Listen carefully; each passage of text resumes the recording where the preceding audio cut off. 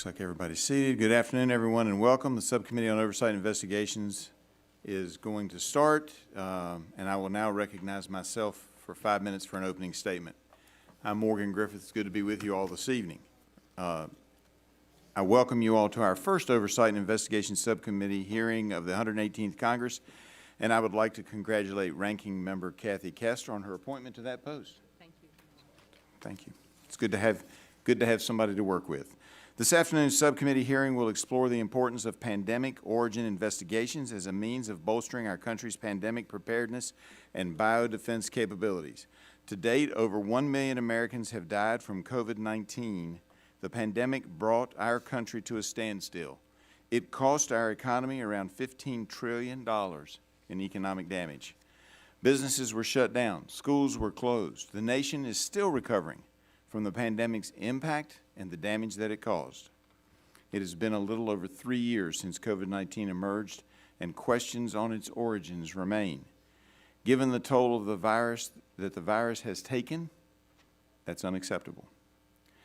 I believe the substantial circumstantial evidence favors COVID-19 emerging due to a research-related incident, but this committee will continue to investigate the origins of the COVID-19 pandemic since we have jurisdiction over public health and federal biomedical research.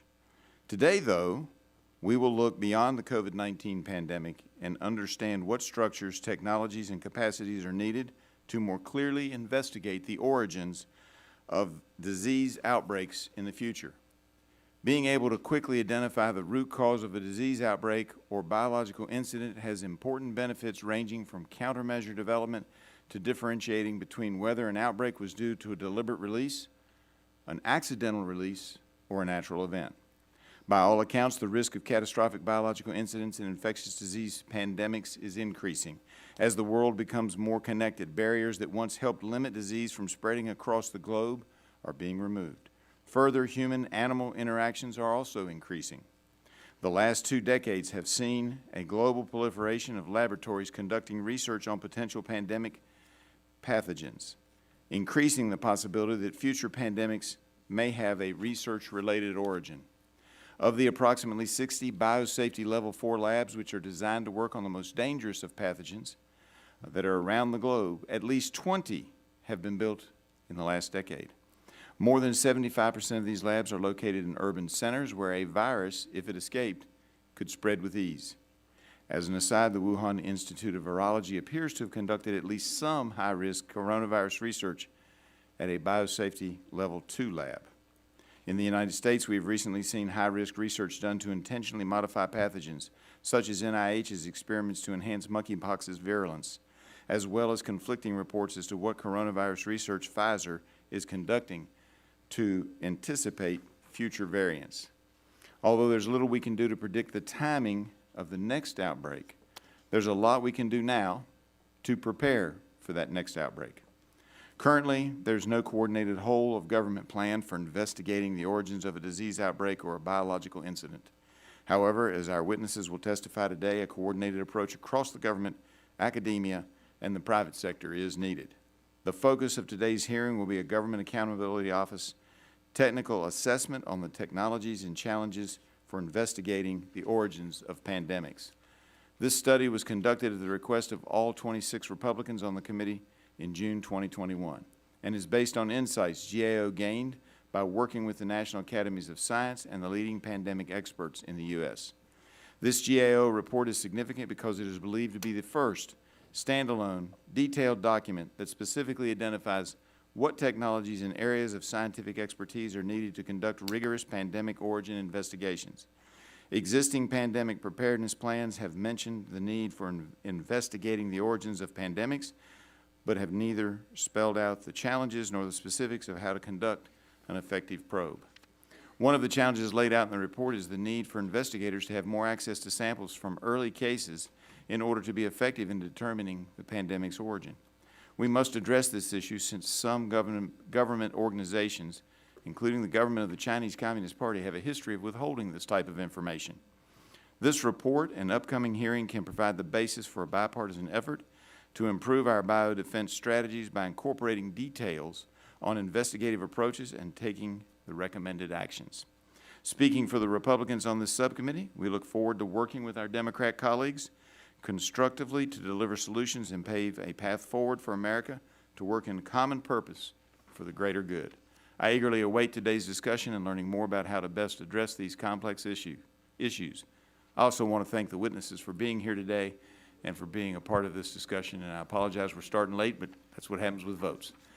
And with that, I yield back to myself and now recognize the gentlelady from Florida, Ms. Castor, for her 5 minutes for an opening statement. Well, thank you, Chairman Griffith.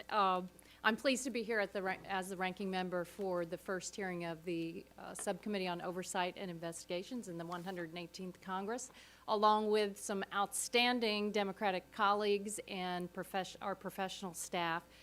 And congratulations to you, my friend and colleague. I look forward to working with you in the months ahead.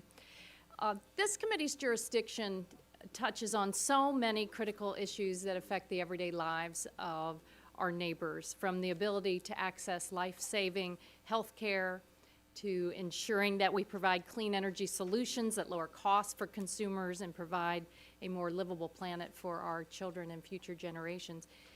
We have the ability in this subcommittee to ensure that our policies are carried out in a way that helps Americans in the ways we intended.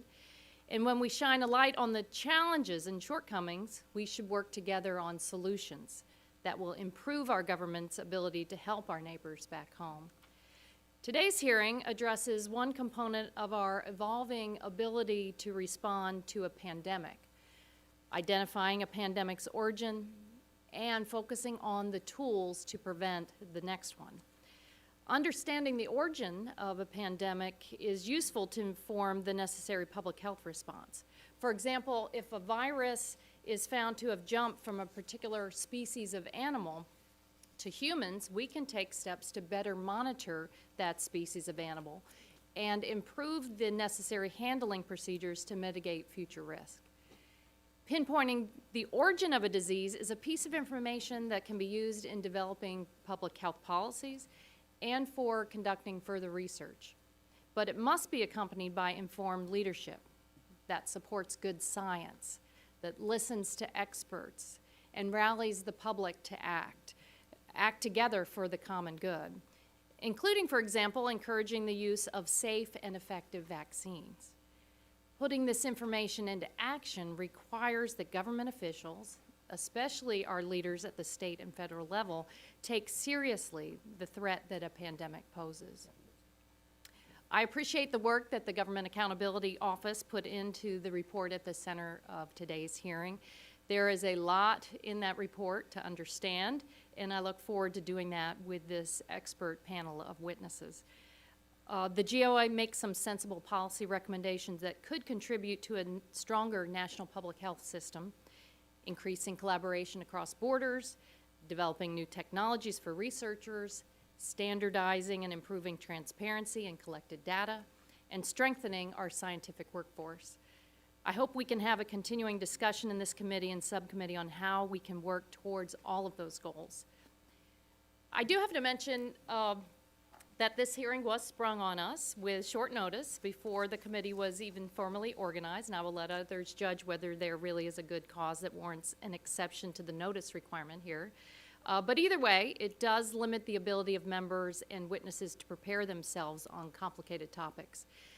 In her remarks at the committee organizing meeting yesterday, Chair Rogers mentioned the importance of trust in doing the work that we do. I agree strongly with that sentiment. And I trust that going forward, for the sake of constructive oversight work, we can ensure that members, staff, and witnesses have the lead time necessary to tackle the complex issues that come before the subcommittee, as we have done in the past. I want to close my remarks by noting that in December, before the 118th Congress even began, then incoming chairs of two other subcommittees sent the administration excessive document demands and a laundry list of dozens of public servants at our health agencies who they sought to interview in a witch hunt over the origin of the current pandemic. That generates the exact kind of hostility and fear in the scientific community that the GAO report warns about, stating that researchers may experience unwanted attention, pressure, harassment, or influence because of their involvement in pandemic origin investigations, and that experienced researchers may refuse to participate in such investigations as a result.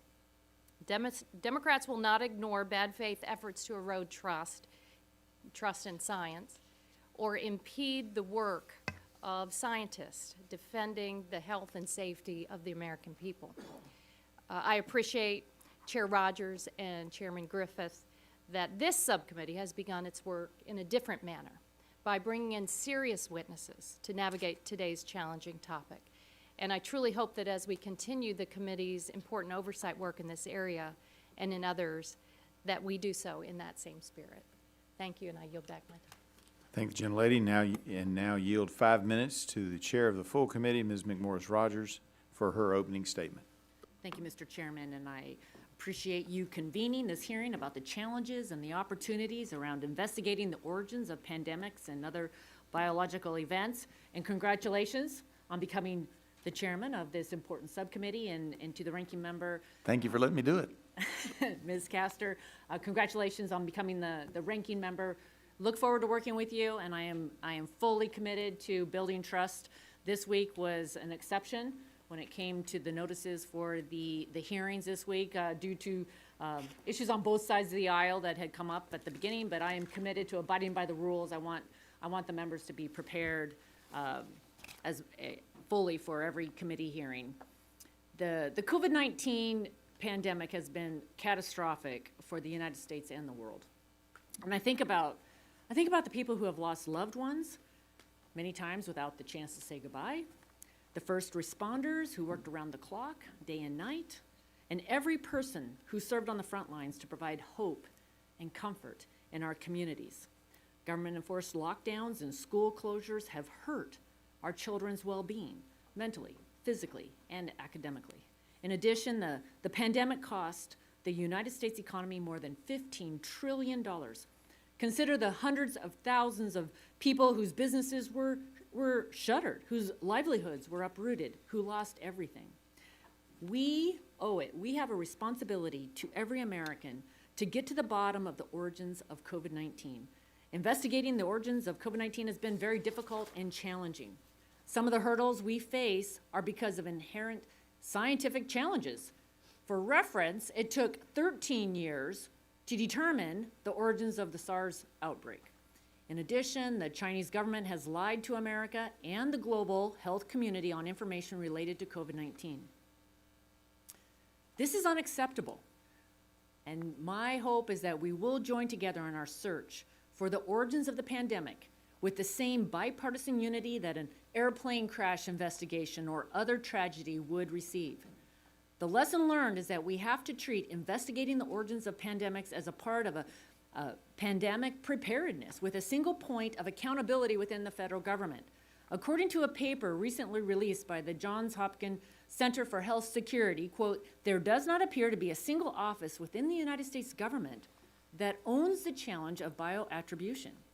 We need a plan, we need a point person, and we need greater accountability.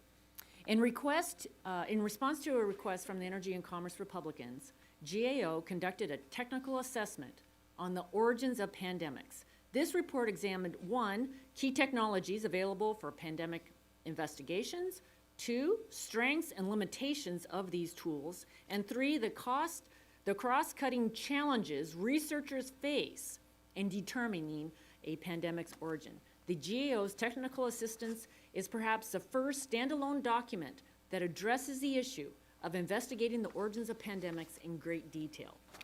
The need for pandemic origins determinations has been noted in other documents, but preparation for investigating the origins of a pandemic or other serious biological events has not been treated as a major component of biodefense strategy. The GAO detailed the difficulties with such investigations, including lack of sufficient access to samples and genetic sequence data, lack of standardized processing for submitting, accessing, and using genetic sequence data, lack of experts in certain fields. Overall, we must be united in our efforts to investigate the origins of COVID-19 pandemic and prepare for future pandemics. It is the public health question of our generation. We cannot afford to be divided. It will hurt our ability to prepare for the next pandemic, which could be more severe. The evidence and the experts tell us that the risk of pandemic are increasing for various reasons, such as a surge in international travel or more development in remote areas that leads to more human interaction with animals and novel viruses. We need to be better prepared. Our goal is for today's hearing to inform bipartisan efforts on this committee toward reauthorizing pandemic preparedness legislation. I thank the witnesses for their participation, and I do thank you for participating on short notice. We appreciate your cooperation and look forward to the hearing. I yield back. Thank the gentlelady, and now recognize the ranking member of the full committee, Mr. Pallone, for his 5 minutes of opening statement.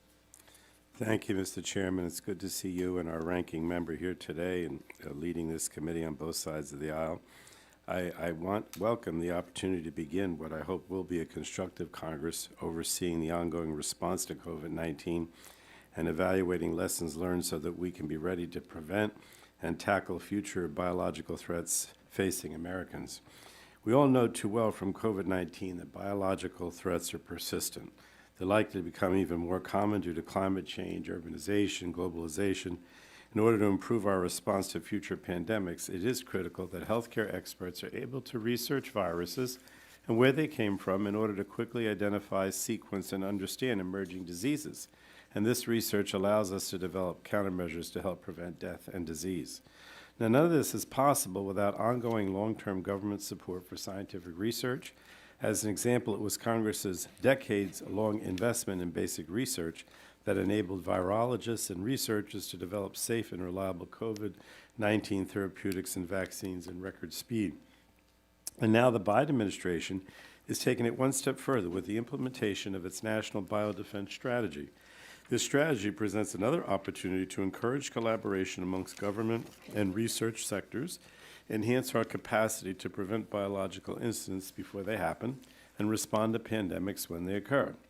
The White House Office of Science and Technology Policy recently convened a group of experts in immunology and virology to discuss how to develop our national expertise in identifying pandemic origins. I understand that at least one of our witnesses was in attendance, and I look forward to hearing about how Congress can further support productive collaboration between the research community and government in the future. It's important to remember that any inquiry into the origins of pandemics is merely one component of a broader strategy to protect Americans from viral disease and prevent future virological episodes. Therefore, as we discuss the origins inquiry, I think we should keep a couple of principles in mind. First, investigating pandemic origins is useful insofar as it helps us fulfill government's primary responsibility, protecting the health and well-being of citizens. Understanding past pandemics is essential to understanding future ones. For example, as our witnesses describe in their written testimonies, lessons learned from the studies of SARS-1, MERS, and H1N1 gave us the tools and infrastructure to quickly understand SARS-CoV-2 during the early COVID-19 outbreak. The lessons learned also enabled the record speed development of monoclonal antibodies and drug therapies. Unfortunately, it's only a matter of time before the next pandemic occurs, and it's critical that we apply the lessons that the research community has learned from COVID-19 to refine our abilities to identify, prevent, and respond to biological threats.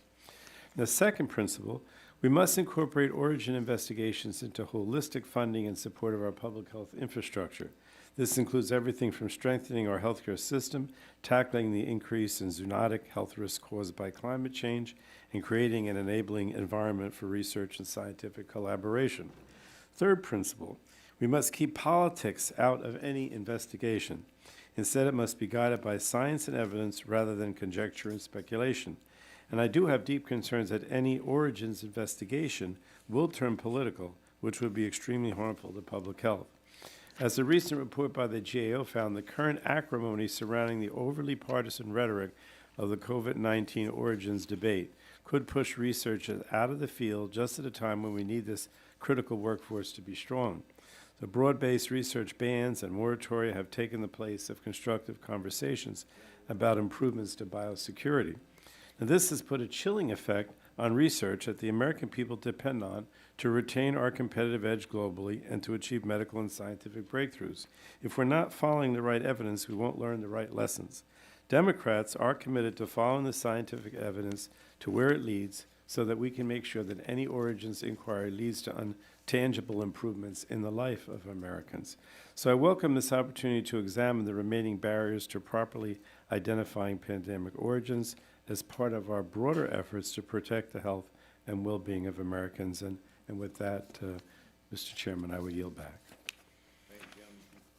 I thank the gentleman for yielding back. That now concludes our member opening statements. Chair would like to take this opportunity to remind members that pursuant to the committee rules, all members' opening statements that they would like to submit will be made a part of the record. All right, now we're getting close to y'all now.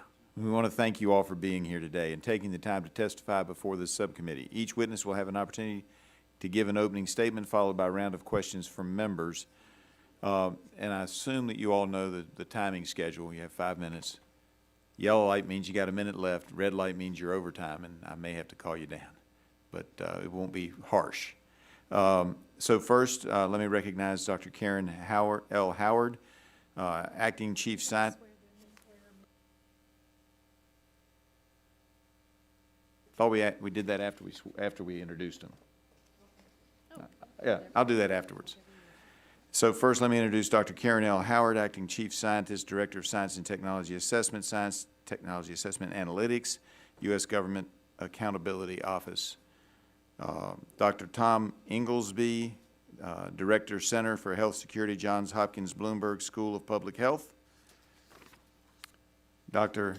Asha, thank you, I apologize. M. George, Executive Director of the Bipartisan Commission on Biodefense.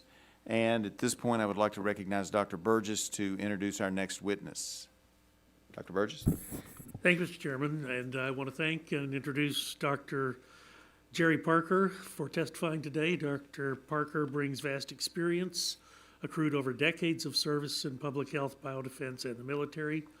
Notably, he was an asset to our nation's federal response to COVID-19 and the 2001 anthrax attacks. He now serves as Associate Vice President for Public Health Preparedness and Response and a Principal Investigator at the Texas A&M Center for Innovation and Advanced Development and Manufacturing. Prior to his appointment at Texas A&M, Dr. Parker was Deputy Secretary of Defense for Chemical and Biological Defense and the Principal Deputy Assistant Secretary for Preparedness and Response at Department of Health and Human Services. He also served at the Department of Homeland Security. Prior to his civilian government service, Dr. Parker held a variety of assignments during his impressive 26-year military career in the United States Army. Thank you again, Dr. Parker, for your service and for being willing to testify and help us today. Thank you. Thank you, Dr. Burgess. And now I will introduce Ms. Dingell. Had hoped to be here to introduce you, but as we said earlier, there were a number of meetings going on and people are bouncing in and out, and I apologize for that. But I would like to introduce Dr. Michael Imperali. Did I get that right? Close. He is the Arthur Thurnau Professor at the University of Michigan Medical School. Thank you so much for being with us. And as you know, the testimony that you're about to give is subject to Title 18, Section 1001 of the United States Code. When holding an investigative hearing, this committee has the practice of taking testimony under oath. Does anyone have an objection to testifying under oath? Seeing no objections, we'll move forward. And also, the chair would advise you that under the rules of the House and the rules of this committee, you are entitled to be advised by counsel. Does anyone wish to be advised by counsel during their testimony today? Again, based on nods of head, no one has requested the opportunity to have counsel present with them at this time. In that case, if the witnesses would please rise, this is where we get to standing up again, and raise your right hand, and I'll swear you in. Do you swear or affirm that the testimony you're about to give is the truth, the whole truth, and nothing but the truth? All of it have stated affirmatively that they will tell the truth. All right. We appreciate it. Now you can return to your seats. Thank you all, and I will now recognize Dr. Howard for 5 minutes to give her opening statement. Chair Rogers, Ranking Member Pallone, Chair Griffith, Ranking Member Castor, and members of the subcommittee. I am pleased to be here today to discuss our report on technologies, challenges, and policy options for pandemic origin investigations. In the last 20 years, several pandemics have led to significant loss of life and economic disruption. Pandemics can arise from natural sources, notably transmission from animals to humans. Pandemics could also emerge from laboratory work, either through an accidental infection in the lab or through release of a pathogen from a lab. By conducting timely, effective pandemic origin investigations, we can learn more about how these diseases arise and reduce high-risk activities to prevent future outbreaks or limit their impact. In our report, we identified several technologies that can help establish pandemic origins. Chief among these is genetic sequence analysis, which identifies the genetic sequence of a pathogen and compares it to the sequences of known pathogens stored in databases. Researchers also gather evidence for pandemic origins by analyzing blood samples, tracking the spread of the disease through a population, and conducting laboratory-based studies to better understand how the disease may be transmitted. These techniques are mature and have been used to establish the likely origins of several previous pandemics. However, experts told us that origin investigations are hindered by three non-technological challenges. First, the lack of sufficient access to samples and sequence data. There can be many reasons for this.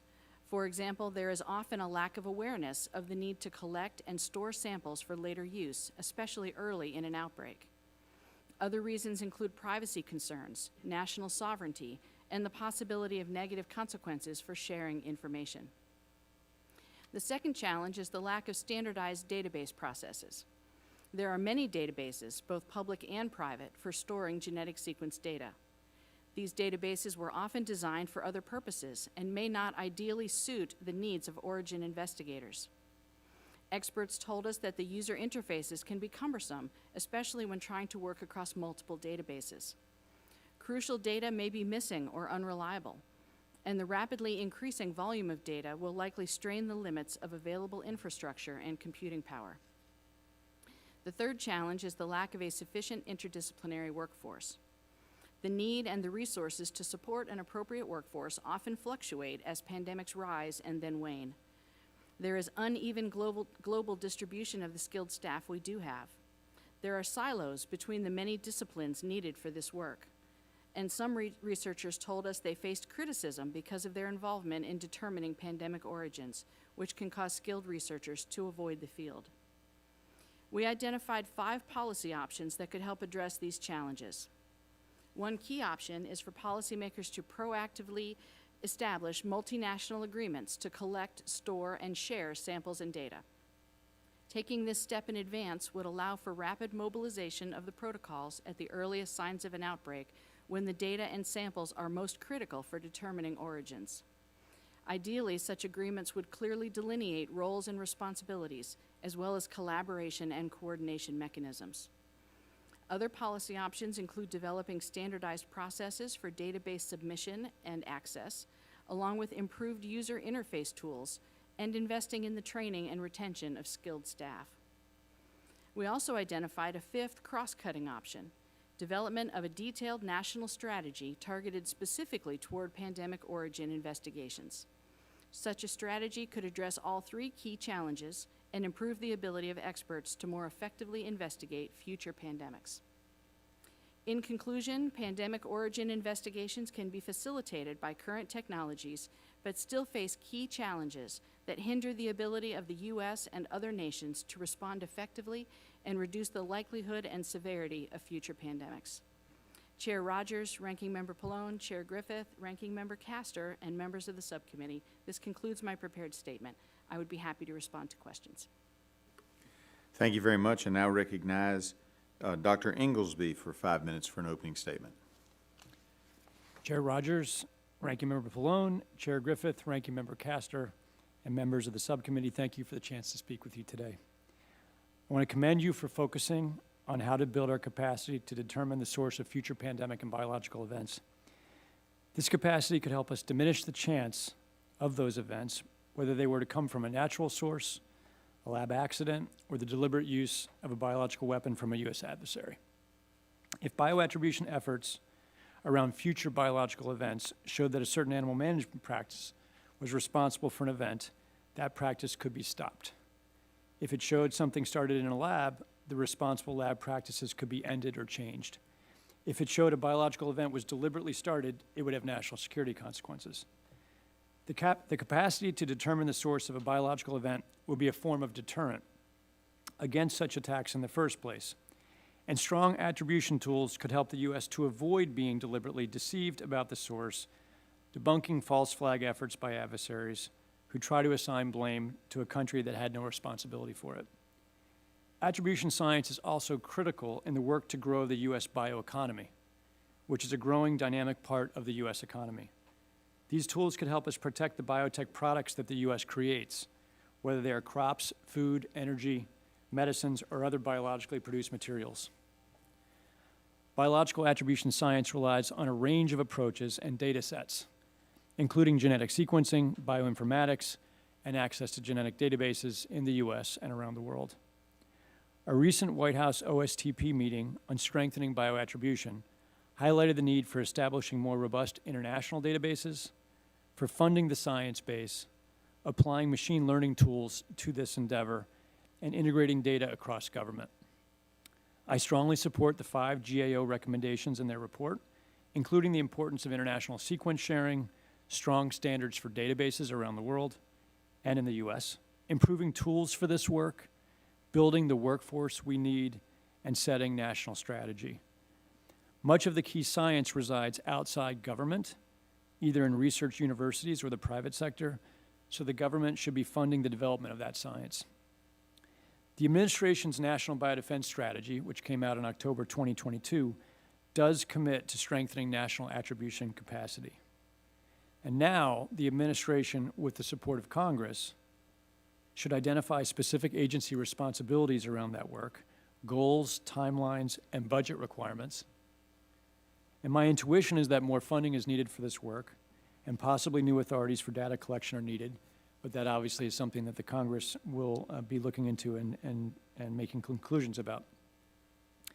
In conclusion, the U.S. doesn't have yet the scientific research and databases, operational plans, or international partnerships that can reliably identify the source of future pandemics and biological events. Building this capacity will have great benefit to protecting health, national security, and the bioeconomy, and so should be a high priority for the administration and Congress now. Thank you for the opportunity to speak with you, and I'm happy to take questions. Thank you very much. And we'll now recognize Dr. George for her 5 minutes. Thank you, Mr. Chairman. Chairman Griffith, Ranking Member Castor, and members of the committee, thank you for the opportunity to speak with you today about federal biological attribution activities. Those activities undertaken to investigate the source and cause of pandemics and other biological events. I also see Chair McMorris-Rodgers and Ranking Member Pallone, and very much appreciate your attendance as well. I am Dr. Asha M. George, Executive Director of the Bipartisan Commission on Biodefense, which is co-chaired by former Senator Joe Lieberman and Governor Tom Ridge. They and the rest of our commissioners send you their greetings and thank you for examining this critical element of national biodefense today. Our commission released its first report, A National Blueprint for Biodefense, in 2015. In it, we warned that the nation was catastrophically vulnerable to biological threats and that the government needed to take bold, immediate action to eliminate those vulnerabilities. Congress and the administrations have taken up a number of our recommendations since 2015, including establishing requirements for a national biodefense strategy, an annual biodefense budgetary crosscut, and biological intelligence management, all of which were recommendations we made in our blueprint. But much remains to be done. We are in the unenviable position of having to prepare for more biological events while still responding to and recovering from COVID-19. Our experience with this pandemic shows that even a single difficult-to-control disease can produce devastating consequences for the world. We must develop better ways to respond to biological events and better determine how and why they arise. The anthrax events of 2001, laboratory accidents, and various pandemics such as H1N1, H5N1, Ebola, SARS, MERS, and of course COVID, have time and again revealed our lack of coordination and capability to fully understand and make decisions regarding the origins of biological threats. Regardless, there is still no formal biological attribution apparatus in place. Many federal departments and agencies bear responsibility for biological attribution or some part of it, yet most of their efforts remain uncoordinated. Law enforcement, public health, agriculture, intelligence, military, diplomatic, science, commerce, and other communities all have roles to play, but largely operate independently. The nation needs a robust biological attribution framework, and they need it now. Our commission recommends that Congress direct the Secretary of Health and Human Services, in coordination with the Secretary of State, the Secretary of Defense, the Secretary of Agriculture, the Secretary of the Interior, the Attorney General, and the Director of National Intelligence, to establish a federal interagency working group to develop this national biological attribution apparatus with clearly defined roles, responsibilities, and requirements, and milestones for adjudicating attribution information and informing decisions following any biological event with national security implications. The Commission also recommends an overhaul of the Federal Select Agent Program in order to reduce our vulnerability to laboratory accidents and improve our ability to determine whether a laboratory inadvertently released a disease into the environment. Additionally, the Commission included recommendations in its Athena agenda about 15 science and technology priority areas that we believe are important to achieve an Apollo program for biodefense. These included genetic sequencing, pathogen surveillance, data analytics, outbreak forecasting, and synthetic biology. All of these could provide valuable contributions to investigations into the origins of pandemics. We have submitted 4 of our reports, along with my written testimony containing recommendations addressing biological attribution and related enablers for the record and for your consideration. Later this year, our commission will release the 2nd edition of the National Blueprint for Biodefense, taking into account successes and challenges since 2015. The blueprint will provide a roadmap for continued efforts by the legislative branch and the executive branch to address national biodefense. We hope you will consider these recommendations as you continue the important oversight, investigation, and authorization activities of this committee. Thank you again for the opportunity to come before you today on behalf of the Bipartisan Commission on Biodefense. I would like to thank Hudson Institute for serving as our fiscal sponsor, our donors for supporting our work, and speaking as former congressional staff, I'd like to thank the congressional staff for their tireless efforts to address this important topic. Thank you. I thank the gentlelady. Now recognize Dr. Parker for his 5-minute opening statement. Chairperson Rogers, Ranking Member Pallone, Chairman Griffin, Ranking Member Castor, and distinguished members of the committee, I'm honored to appear before you today for this hearing, Challenges and Opportunities to Investigating Origin of Pandemics and Other Biological Threats. Congressman Burgess, I'm honored by the introduction today, so thank you very much for that. And the only thing I might add is I'm also a former commander of USAMR, the Army's Maximum Biocontainment Lab. But this was 20 years ago, but my experience there, I think, is very relevant to this topic. Naturally occurring infectious disease outbreaks with pandemic potential are occurring with alarming increased frequency. In addition to natural biological threats, diffusion of advanced technologies, worldwide expansion of high containment labs with uneven biosafety and biosecurity controls, and access to dangerous pathogens are increasing the possibility of unnatural, accidental, or deliberate outbreaks. Unfortunately, global capacities and international agreements needed to investigate and rapidly attribute unknown emerging infectious disease outbreaks are inadequate. Outbreak investigations are a core competency of public health, especially where scientists are familiar with known diseases of natural origin within their borders. In cases and within the United States, public health has an exemplary record where their investigations are geared to rapidly find the source, to prevent additional cases, and learn how to prevent future outbreaks. That is the same objective for investigating the source of a pandemic, whether natural or unnatural. Now I would like to share just one example that actually impacted me directly. Exactly 1 week after the tragic events of September 11, 2001, letters containing lethal anthrax spores were postmarked and mailed. The anthrax letter attacks marked the first significant act of bioterrorism in the United States.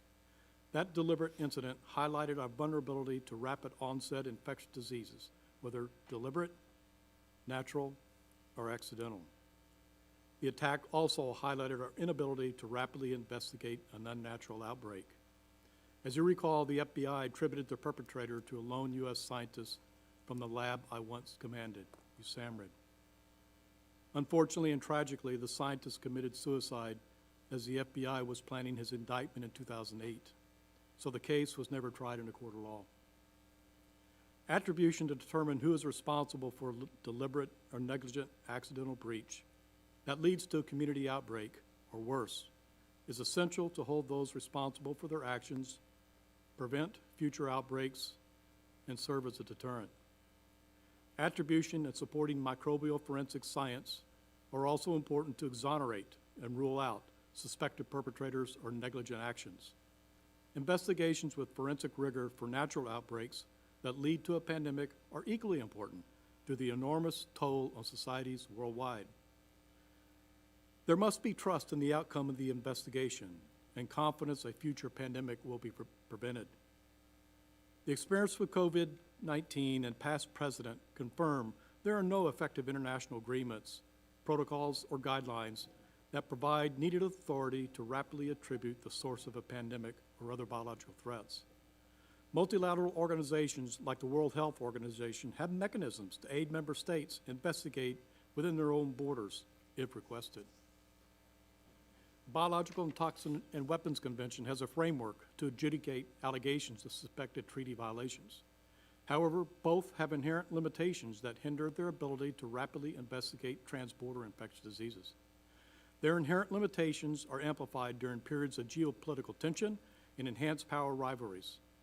The biggest challenge to improving our ability to rapidly attribute the source of a pandemic reside in overcoming these geopolitical forces. Otherwise, samples to test, database access, and ability to examine all source information will not be available or independently verifiable. But there are opportunities that reside through enhanced, responsible international collaboration and application of innovative technologies via multidisciplinary One Health approaches.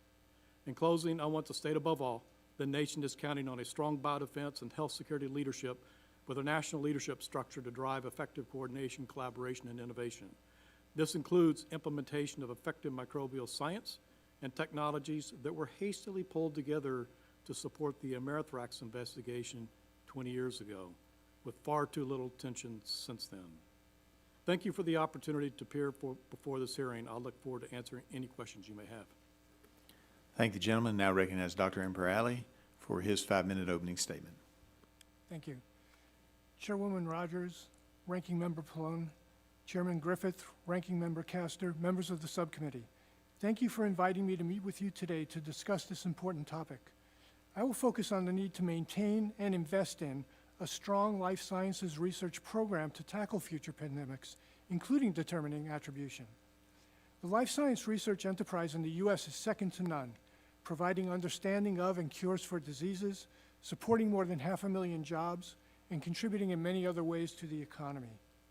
Much of this success can be traced to recommendations made in 1945 by Vannevar Bush, the first presidential science advisor. He recognized that federal funding of research at universities would amplify the return on investment. Not only would cutting-edge research get done, but students would be involved and they would go on to become the next generation of scientists.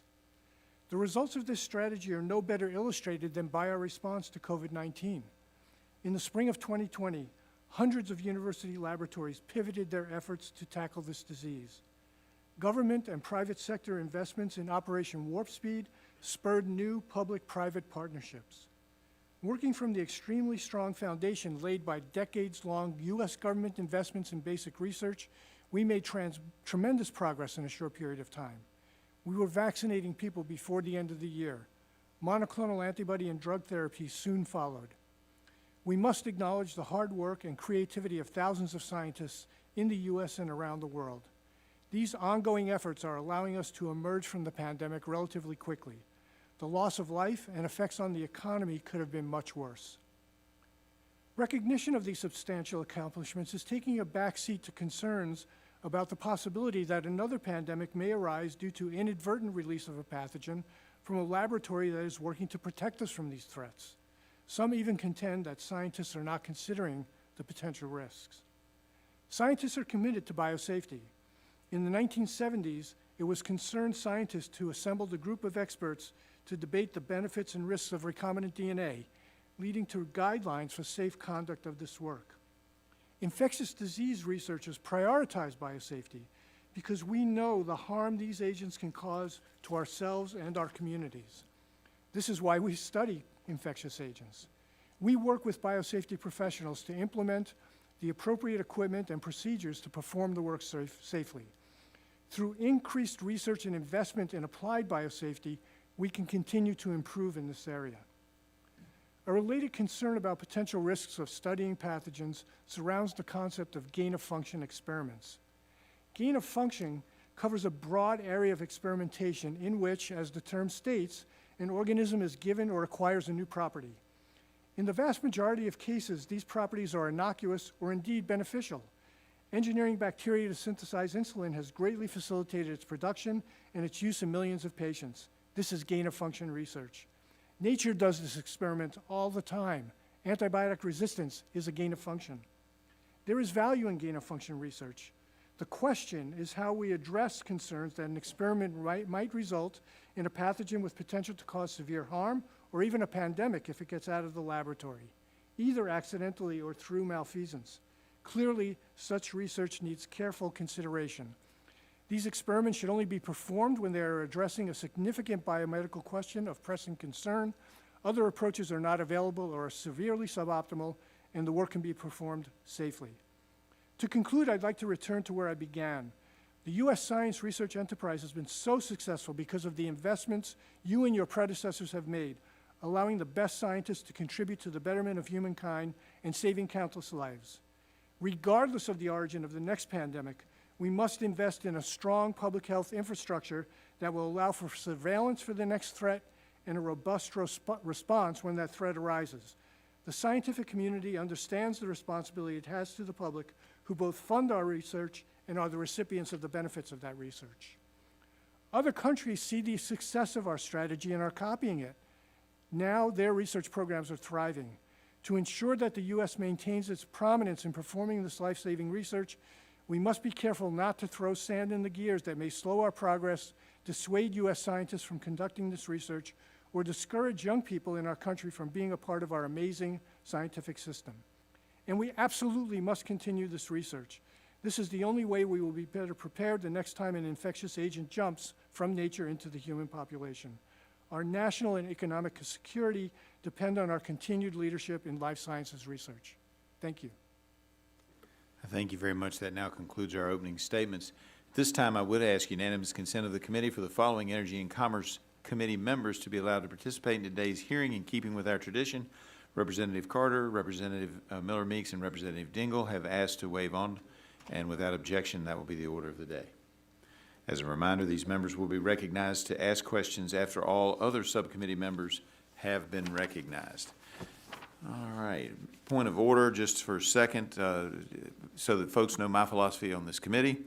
I believe our job is to get the facts. Obviously, that requires a lot of information. So we will aggressively pursue getting facts so this committee can make decisions. And once we have the facts, documents, and data, then we can have our disagreements based on our philosophical perspective.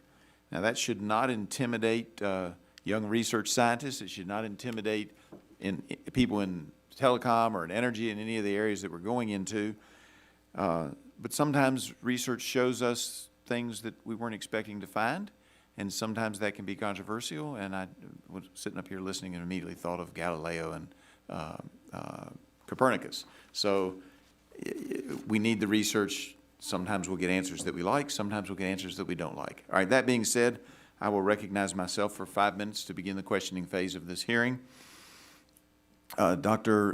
Imperali, please explain the difference in intentional modifications of pathogens created using genetic engineering and serial passaging, which gets to your gain-of-function part of your testimony just now.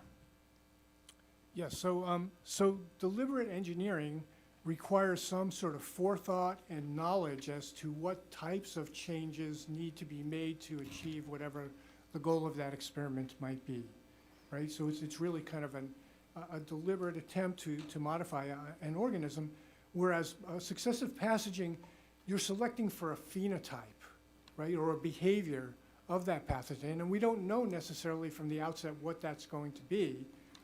You know, sometimes we're trying to achieve a specific goal, but the results are always not what we anticipate. And so, and I liked your definition of gain of function. I think that's easy for people to understand. So both of these, in certain circumstances, certainly genetic engineering, but also serial passaging, could be gain of function type research. Isn't that true? That's correct, but what I wanted to make the point is that not all gain of function research is going to make something more dangerous. Oh, absolutely, and that doesn't mean we shouldn't look at it. We just got to be careful with it. Do you know if they were doing either of these intentional modifications at the Wuhan laboratory? I do not. I'm not that familiar with Fair the enough. work that was going on there. Do you know if they are doing or were doing either of these intentional modifications on monkeypox at the National Institute of Allergy and Infectious Diseases within the NIH? I also do not know that. Okay, does anybody know the answer to those questions? It's fine if you don't. I'm just trying to get info. Sometimes you got to ask the question to find out. All right. Dr. George. Chair, Oh, yes. I don't know, I don't Dr. have England. a personal understanding of what happened regarding the monkeypox research you talked about, but there's a public account of that in Science Magazine which describes work combining different clades of monkeypox, characteristics of one clade which is more virulent with one clade that's more transmissible. Thank you very much. You just gave a homework assignment to my staff. Find me the article. They'll do that.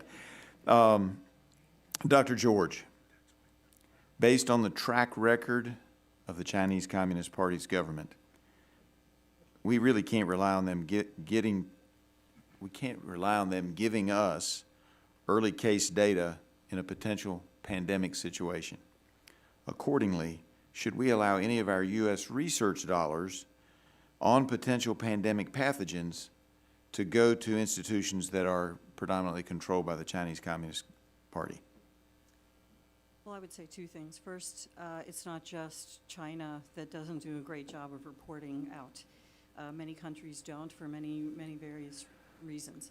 Secondly, I would say when it comes to issuing grants, whether they're federal grants or somebody else's grants, the government has the opportunity to put in a requirement in advance. It can be a requirement for anything. And they could put in a requirement to say, in order to get Okay, these grant so dollars, that leads me must- to another question that's down the list a little ways.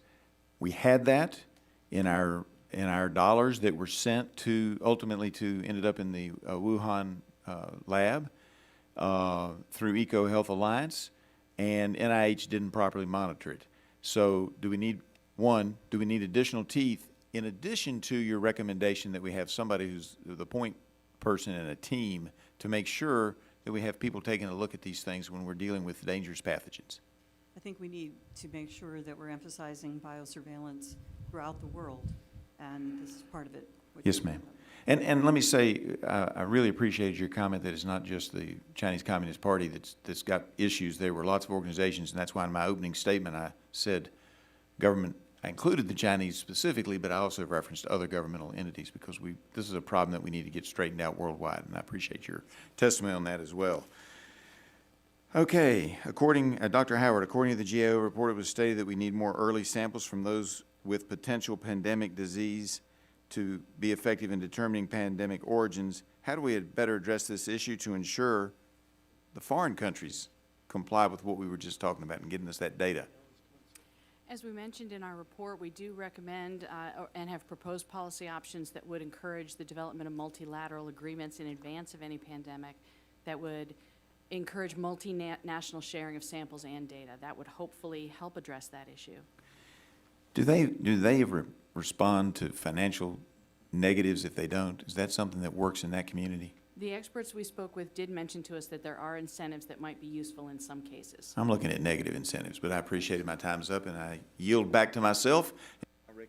And now recognize the gentlelady from Florida, Ms. Castor, for her 5 minutes of questioning. Well, thank you, Mr. Chairman, and thanks again to all of our witnesses. You've really helped set the table for an examination of the tools we need to prevent the next pandemic. And I heard you loud and clear. Good leadership and good science are essential in preventing and responding to pandemics. I guess simply put, understanding the origin of pandemics can help us prevent the next one.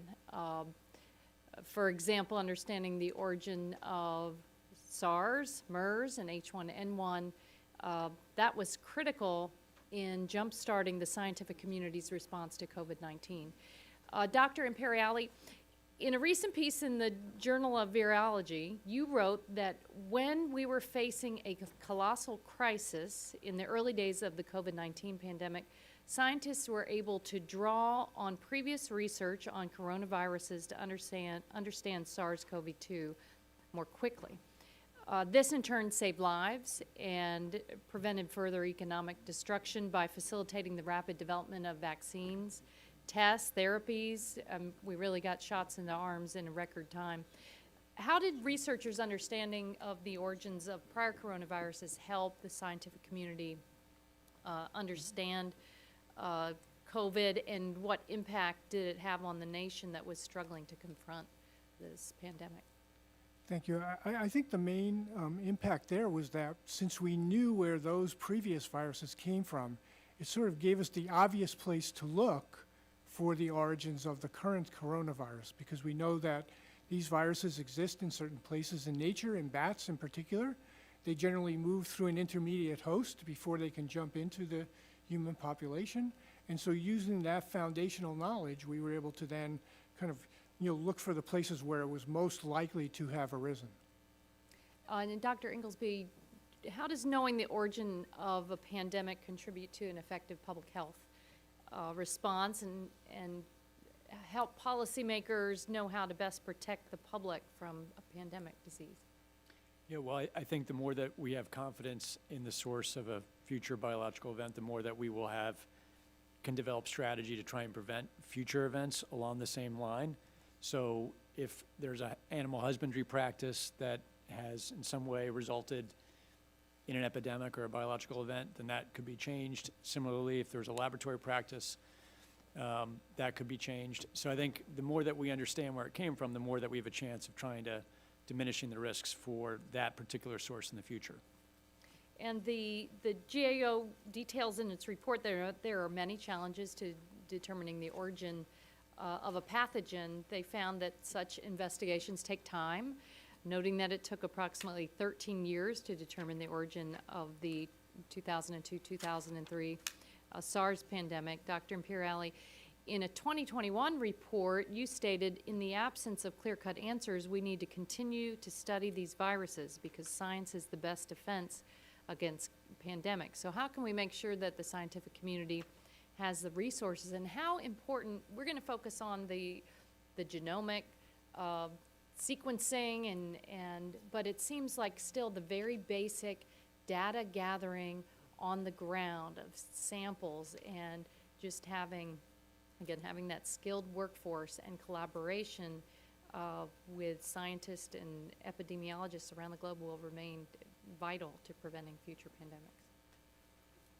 So first and foremost, Congress has to maintain its strong support for research in our nation if we want to be able to continue to learn more about these pathogens and learn more about the characteristics that allow them to infect humans. And that then will inform what we should be looking for in terms of what's out there in nature and what we should be thinking about in terms of what's being worked on in laboratories. So I think that's the biggest thing, is that we have to continue to increase our knowledge. And I think we also have to make investments in more work where we can start to be able to better predict what the characteristics are of a virus that may allow us to make that jump and be virulent and be transmissible and have all these properties that are that we're concerned about. We don't have good computational tools at the present time to be able to just take a sequence from a virus and say, oh yeah, based on that sequence, I know exactly how that's going to behave. Oftentimes, we have to do the experiment in the laboratory to understand that behavior. Thank you very much. I yield back. Gentlelady yields back. Now recognize Chairwoman McMorris-Rodgers. Thank you, Mr. Chairman. And again, thank you everyone for being here and sharing your insights. I wanted to start with Dr. Inglesby. You know, there does not appear to be a single office within the United States government that owns the challenge of bioattribution.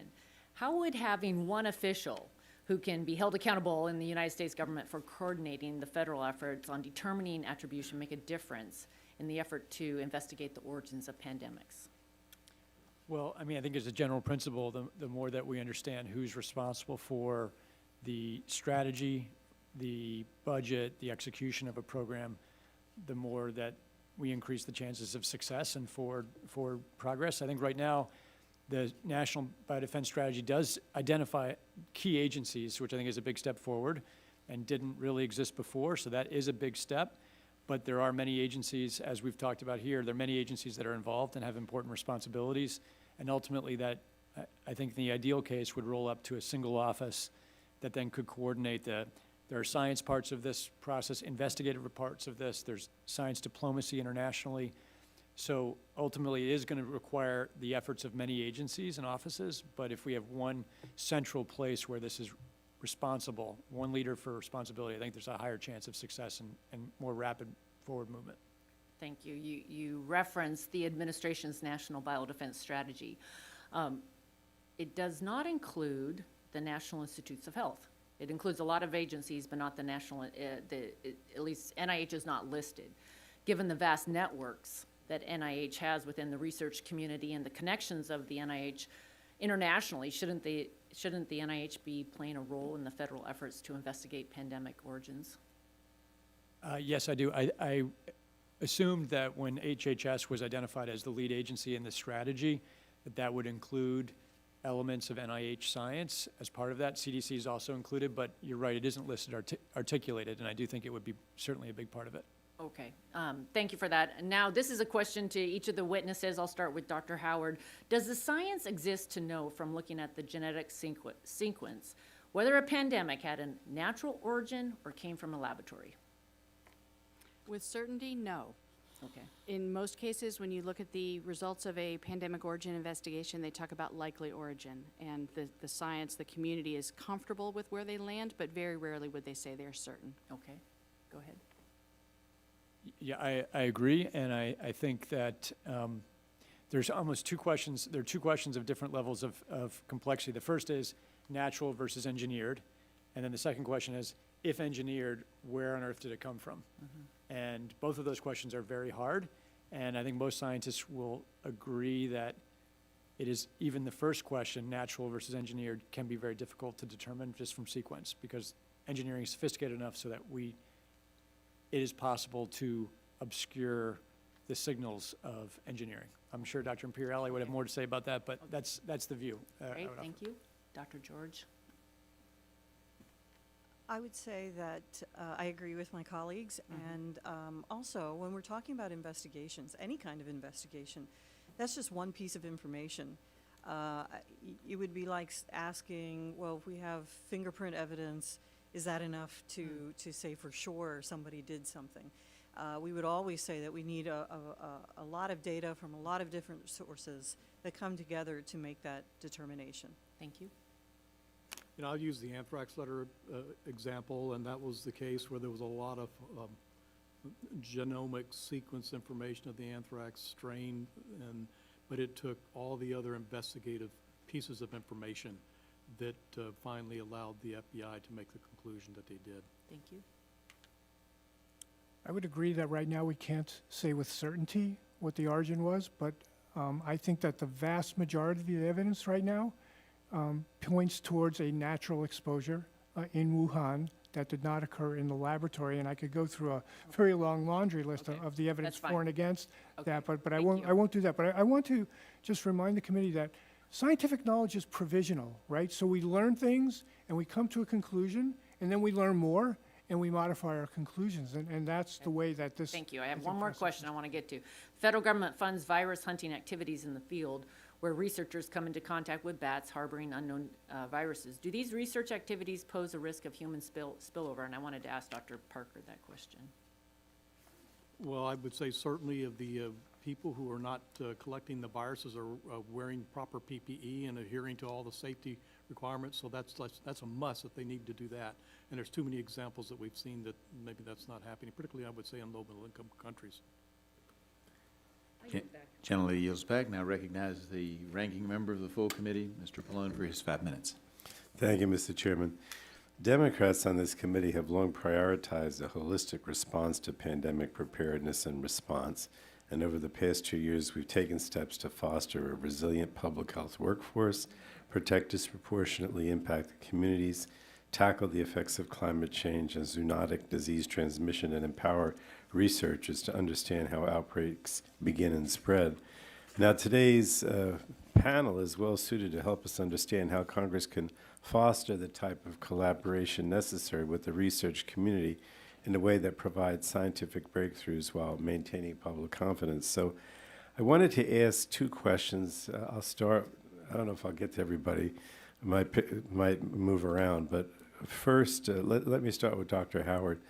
But I have to tell you before I ask these two questions, when I listened to you and you explained all the pitfalls to finding things, I wondered whether we'd ever would find anything because there were so many sort of pitfalls that you mentioned there. But with that in mind, what are the most effective tools that Congress could be providing the research community so that we can better identify the origins of pandemics and maybe get around some of the pitfalls that you mentioned? And then secondly, how can we use those findings to benefit the health and well-being of the public? The policy options that we propose in our report are intended to address those same challenges that I enumerated in my statement. So, for example, developing better database interfaces, standardized processes so that researchers can work across a range of databases in a more efficient manner, incentivizing the retention and training of the experienced workforce that we need. And we really do believe that a national strategy would be very helpful, a strategy focused on pandemic origin investigations. It's easy in the larger world of biodefense for pandemic origin investigations to get lost a little bit as a very specific subset, and we believe that a strategy that is targeted toward those investigations would be more effective.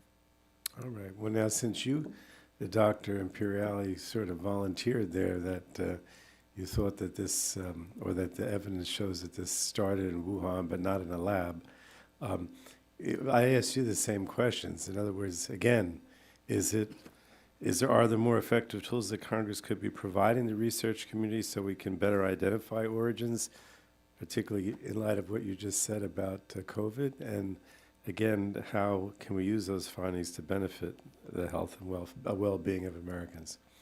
I agree very much with what my colleague just said. I think, the Congress can invest in better tools with which to do surveillance, better tools to which to analyze the data. We're really good at collecting data, but we're not quite as good as really figuring out how to pull the relevant information out of those data to make informed decisions. So those are two of the areas that I would recommend. I guess I'll just go to the others. Dr. George, perhaps, same questions.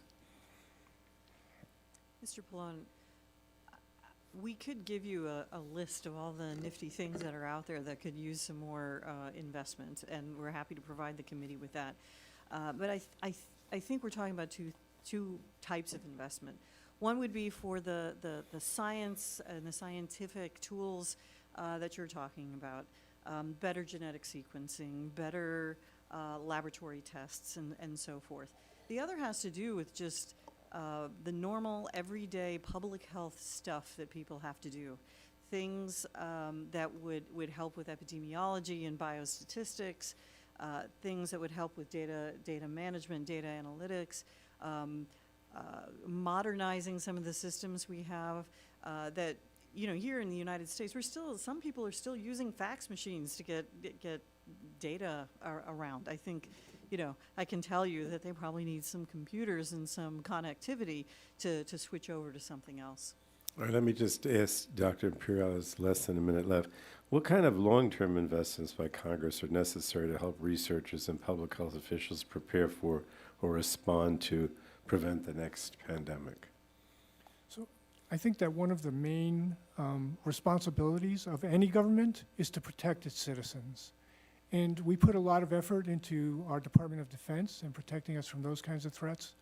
But I think we don't put the same sort of emphasis into our public health infrastructure to protect us from not just these kinds of events, but the everyday sorts of medical occurrences that we need better work on for our people. So I think we need to really make a strong investment in public health infrastructure And as you know, right, public health infrastructure is distributed. There's the federal part of it, there's state, there's local, and there's got to be a better way then to figure out how to coordinate that. Thank you. Thank you, Mr. Chairman. Thank the gentleman. Yields back. Round recognize Dr. Burgess from Texas for his 5 minutes of questioning. And thank you, Mr. Chairman. Dr. Parker, so glad to have you here today. As a fellow Texan, you get it that you never want to attribute anything to coincidence if there's a natural explanation in conspiracy theory. So you provided us the 4 instances where you cataloged the unnatural outbreak examples in your written testimony. And I just wondered, after reading those, and I appreciate you providing those to the committee, and what are your thoughts on what happened or didn't happen at the Wuhan Institute of Virology? Well, first, I provided those examples because I think they provided some examples and insights on past precedent for the challenges with unnatural outbreaks and some of the issues that get to what I think are the real challenges for understanding how to investigate and attribute in the international stage. And that is the lack of the inherent limitations, say, in the WHO. They have to be invited into a member state. Same with the BWC.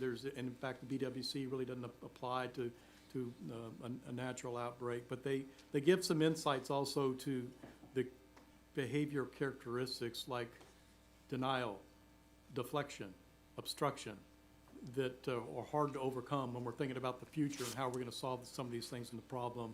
And I just, in my written testimony, my written testimony stands for the record, and both hypotheses are plausible, and I think that's where I'll leave it. Well, you wouldn't have known, like the 1977 Russian flu outbreak, it was only much later in the timeline that you learned because someone came forward who wasn't forthcoming in 1977. Is that correct? Confession is another characteristic. And the Roche-Nice bioterror incident in the United States, that's another incident of confession that happened much later. In fact, that incident, it was attributed to a normal foodborne illness. There was some suspicions that it might be bioterror or intentional, and it wasn't until a devoted cult member admitted almost a year later, and the FBI came back in and investigated and determined that the cult member was telling the truth. And then there was a further incident in the former Soviet Union with anthrax that did not come to light until, I guess, after the breakup of the Soviet Union, and someone came forward? It was after the breakup of the Soviet Union. It happened in 1979 in Sverdlovsk. That was essentially a maintenance issue that somebody left the HEPA filter out, according to the person who debriefed the intelligence community in the U.S. and the United Kingdom. And for over a decade, it was a campaign of deflection, denial, obfuscation, until a defector came out and debriefed and determined it was a malfunction and inhalational anthrax, not contaminated meat. Well, it's, you just, I think the point is that in spite of everything that we put into it, maybe you come back to the Jon Stewart theory. You have an outbreak of chocolatey goodness in Hershey, Pennsylvania, and maybe the culprit is the chocolate factory, not a steam shovel mating with a cocoa bean. I mean, there is that aspect of it. This thing seemed to line up that, and look, I'll share with you, I was very concerned about this early on in the sequence of the pandemic. In fact, several of us on the Doctors Caucus had a classified briefing down in the SCIF to ask that very question. Is this truly just a novel coronavirus that has now come upon the scene? And we were assured by everyone who was there at that briefing that that was indeed the case, that there was no cause for concern. I didn't know about your 4 cases at that time, or I might have been much more suspicious than I was. Well, they're not my 4 cases, but. Right, the 4 cases that you've brought to the committee, and I appreciate you doing that. Back in the first bird flu in 2005, I had the opportunity to go to Geneva, Switzerland, and talk to the good people at the World Health Organization.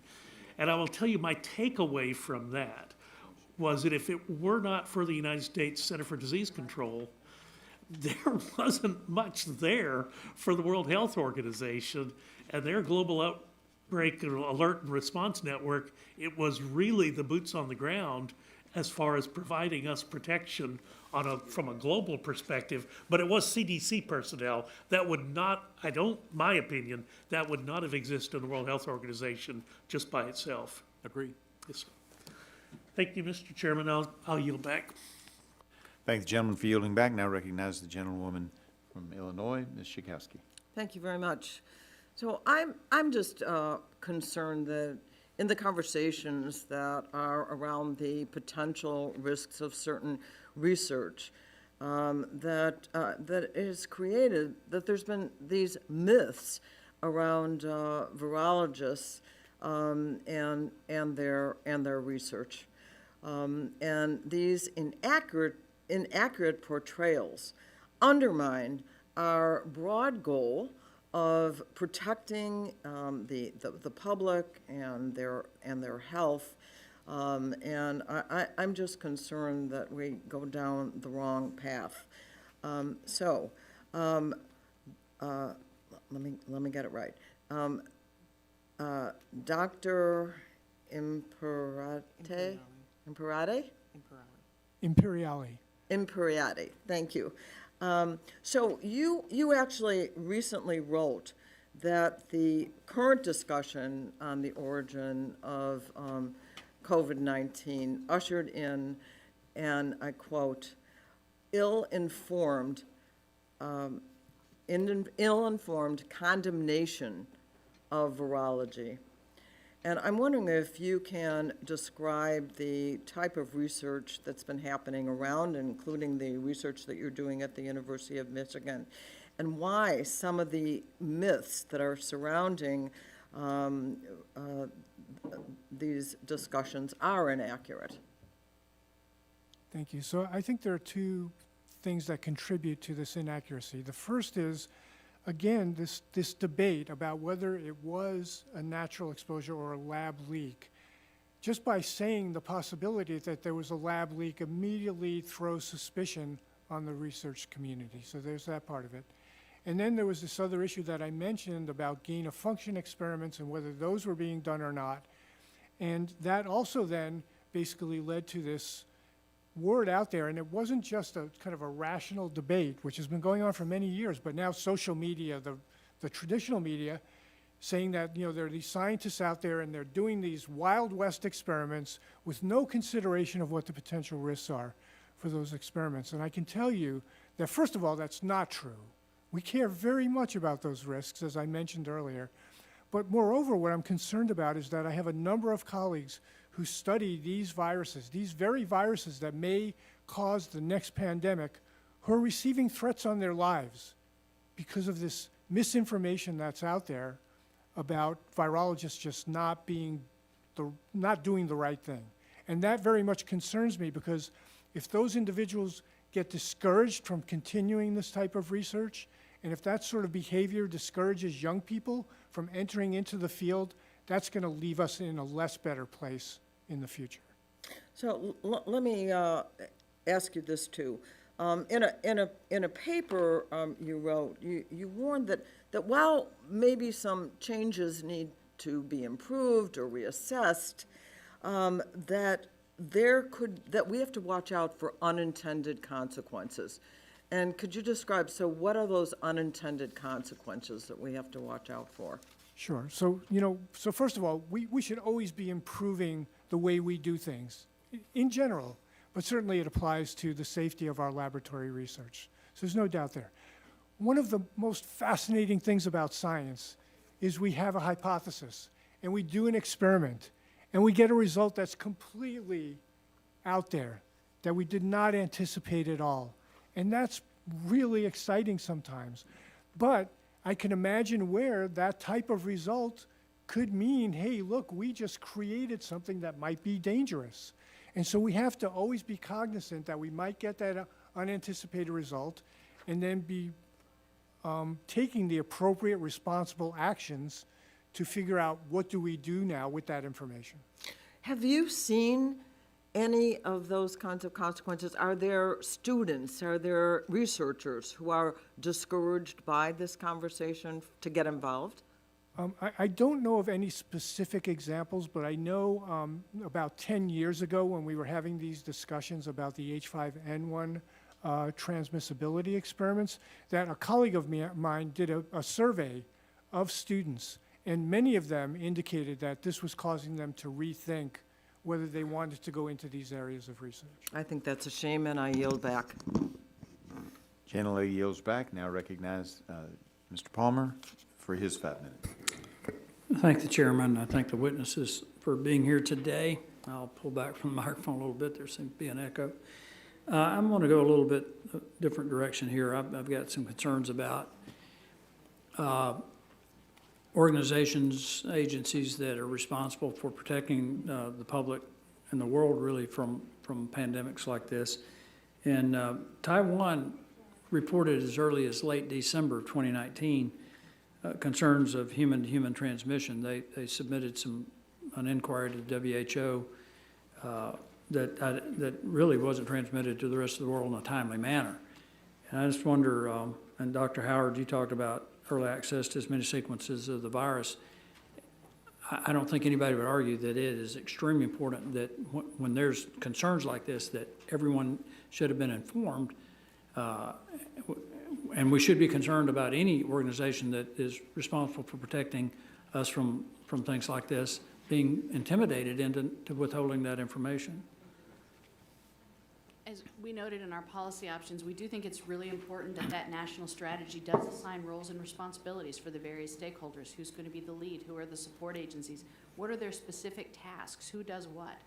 And that those processes are in place in advance of a pandemic so that the protocols can immediately be activated when something like that comes into play. Well, we've already seen instances of other pandemics, SARS, things like that, that I just don't think we're at a point now where we can ignore anyone legitimate concerns being raised. And I would say that the Taiwanese CDC, their version of the CDC, would be someone who should have legitimately been listened to, and that should have been followed up on by WHO. Just your response from any of you. Obviously, I mean, I don't think anyone would disagree with that. The other concern that I have is how China has responded to us. They obviously withheld information.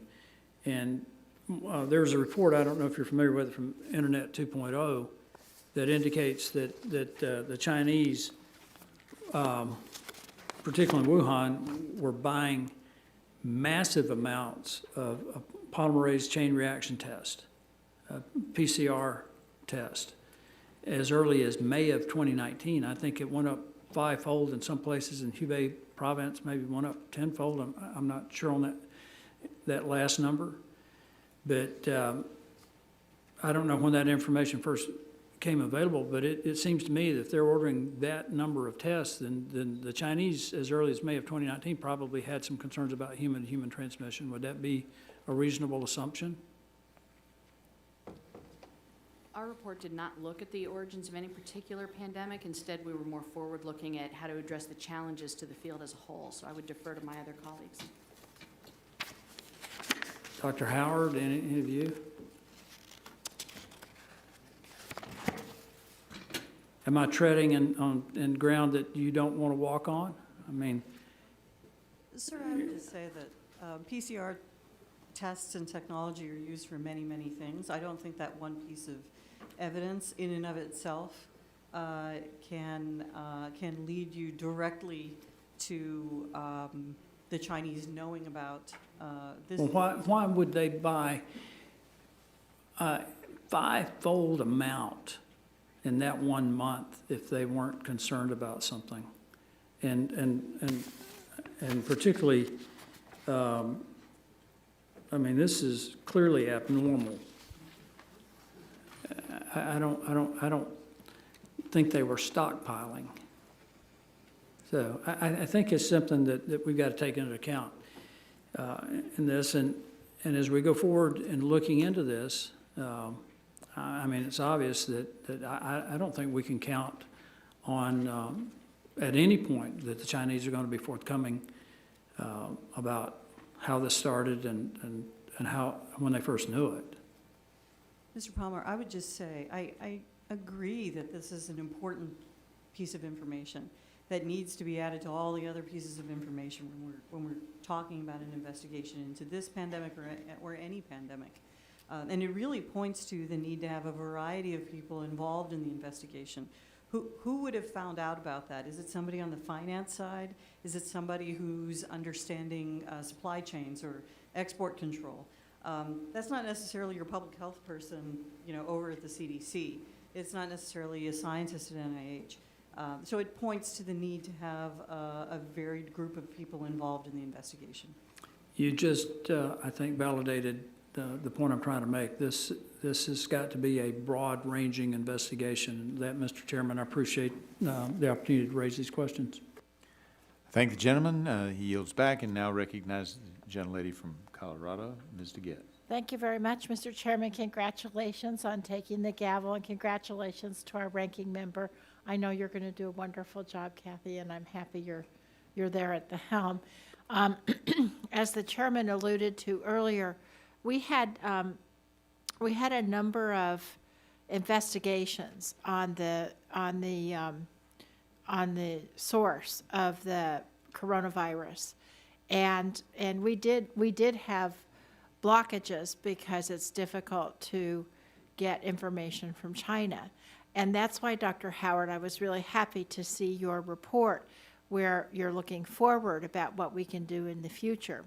But I was also very intrigued, Dr. Imperiale, to hear you responding to Congresswoman Schakowsky's questions about the politicization of this research, because this is very, I think you'll agree with me, this research is really important towards developing vaccines and other ways to combat future unknown pandemics. Wouldn't that be accurate to say? Very much so. And Dr. Parker, I saw you nodding along when Congresswoman Schakowsky was asking about this politicization. I'm wondering if you can expand on your views on that. Sure, I think it's extremely unfortunate this has become so politicized and acrimonious. It's very, very unfortunate. And I agree with Dr. Imperiale that the vast majority, almost all of our scientists and virologists are responsible individuals. They're responsible scientists. But we still, our biocontainment, our biosafety enterprise has been evolving over the last 40, 50 years. Probably the most significant was the 1974, 1975 that was mentioned when we first began to put guidance in for genetic engineering. And we've evolved over those years, and we're at an evolving point right now with NSABB released a report last week that addresses some of these issues with research that might generate an enhanced potential pandemic pathogen. And when we have, I guess I would ask the two of you, when we have this politicization of a pandemic like this, that's really going to inhibit, and again, Dr. Imperiale, you talked about that a little bit. It's going to inhibit our ability to, in a thoughtful way, develop the research that we need to prevent and treat it. Wouldn't that be fair to say? Well, I hope not. But we've got to get rid of this acrimonious, debate and discussion. But we also have to look and try to figure, as the best we possibly can, how did SARS-2 emerge? Right. I mean, we cannot ignore that. How did SARS-2 emerge? We owe that to the American public and the rest of the world to try to understand the best of our ability. We may not ultimately get dispositive or definitive information, but we need to understand it as best we can. But we need to do that in a way that's not so acrimonious. I completely agree with you, and I think it's a frustrating endeavor because you are dealing with and the chairman and I have talked about this many a time. You're dealing with a country, the country from which it emerged, which is not, which is opaque. It's not transparent, and so So the WHO and everybody else has been doing yeoman's work trying to get this information, but we may never have definitive information. Instead, in my view, what we should be doing is what Dr. Howard and the GAO are recommending, and frankly, the scientific community at large, which is developing these strict guidelines, and the U.S. can develop strict guidelines for how we deal with labs doing this research. Yes, go ahead. Yeah, and I think it's very important the United States actually demonstrate some leadership in biosafety, biosecurity, and research with enhanced potential pandemic pathogens. That's been something that's been kind of a gap for quite some time. And so I think we're at a point too, if we can try to improve our own policies here in the United States, and then we're in a better position to provide leadership worldwide, because really the issue is on the international stage. That's right. I have complete confidence actually in our labs in the United States and our high containment enterprise. It's not perfect, but I have a much more confidence than around the world. But, Right. But we've Dr. gotta work. Imperiali, do you agree with that? I would agree with that. I think we have to play a leadership role here. You know, I've not seen containment facilities outside of the U.S., but I've heard, you know, anecdotal stories that they do not adhere to the same standards that we do. And we have to remember this has to be an international effort Yep. to study these Yep. organisms. Thank you, Mr. Chairman. I yield back. Thank the gentlelady. And now recognize the gentleman from Kentucky, Mr. Mr. Guthrie. Thank you very much. Thanks for the recognition. And I apologize. I like to listen to all the testimony and then try to form my questions from that. We also have another committee, subcommittee that was meeting, which I chair, so my obligation was to be there most of the time. But I did get to hear, and it's the health subcommittee, so it's important what we're talking about today. I did hear a little bit of Dr. Imperiali's testimony and about gain-of-function research, because, you know, we need to ban what needs to be banned, and we need to, and you defined it, it's been defined so differently. And I remember I was going to have it wasn't in a public setting, we didn't have hearings with some of the more prominent people you see on, for NIH. So I had a private phone call, and I was kind of advised when I was going to talk to him, says if you ask them about gain-of-function research, they're going to say no. But if you say, could have anything been done to the virus, if it came from a bat to a human, could anything been done anywhere artificially in a lab or so forth that happened? And just kind of broaden it where they said that's possible. That was the time when you were still banned from Twitter if you thought it came from the Wuhan lab. And so, you know, it kind of gets to if somebody says, is this gain-of-function research? It's so technical, some people can say no, when 99% of America would say, yeah, that was gain-of-function research in the way that we want to define it. So I guess what I'm getting at, we've got to do some reforms with NIH and CDC and others. And could I just maybe get I think Dr. Imperiali, you even said, I heard you say that gain-of-function, this is gain-of-function research. I can't remember exactly what you said. And that's okay, but this others is and it's not. And so it just seems, or can just go down the panel, start with you. Can you give a concise or reasonable definition in layman's terms? I'm not a scientist, of what gain-of-function research is and what it's not. Sure. So gain-of-function research is any research in which an organism or a cell or a virus or a bacterium acquires a new function. Mm-hmm. Okay, so antibiotic resistance is an example. That's right. That's not research, but that's natural. So much of this research is very innocuous. A lot of genetics labs do this kind of research all the time to try to understand functions of genes, things like that. But there is a small fraction of this research that involves these types of pathogens that we're talking about today that does need added consideration as to whether it should be done and can it be done safely. Mm-hmm. So that would be my definition. If any of you have anything to add, I would love to hear different perspectives, but yeah. No, I totally agree with that, and it is a confusing definition, but by far, the vast majority of research that virology or other biologists will do with gain of function is actually helpful. It is that very small subset that could possibly generate a pandemic potential pathogen that requires additional consideration. But you just don't stumble onto that, right? When you're going into your research, you could say, well, I know I'm going to study a gene to see if I can gain its function so it'll go kill cancer cells.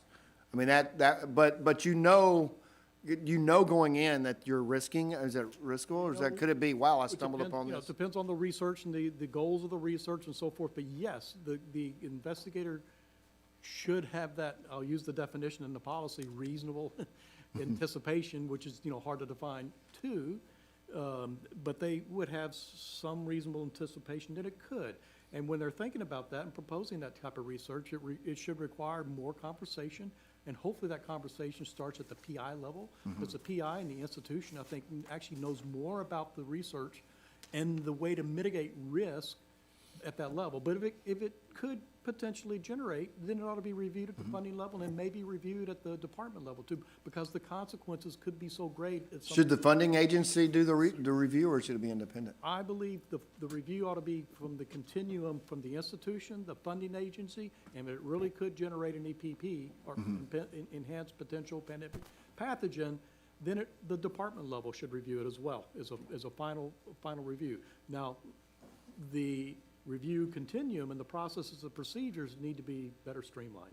Okay. So they're not delayed and et cetera, et cetera. So, and the benefits really need to be clarified, that as was said, that the research truly, if it could generate a potential. I'm kind of running out of time a little bit. Dr. Inglesby, you look like you're ready to say something. That's what I I was want just going to say that the science community Don't mean to has skip been you, talking Dr. about George. this for the last years, has in general moved away from that term gain of function because it does encompass so much, and really focused on this term enhanced potential pandemic pathogen research. If a researcher proposes to make a pathogen more transmissible or more virulent, or if that could be the result of the work, that's the area of work where I think we all have a lot of concern about making sure that we do it right and do it safely. But it's a very, very specific area of work. It's not gain of function writ large.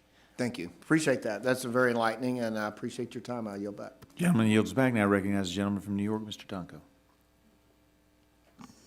Thank you, Mr. Chair.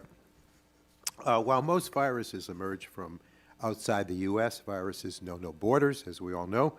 As a result, much virus-related research takes place in other countries.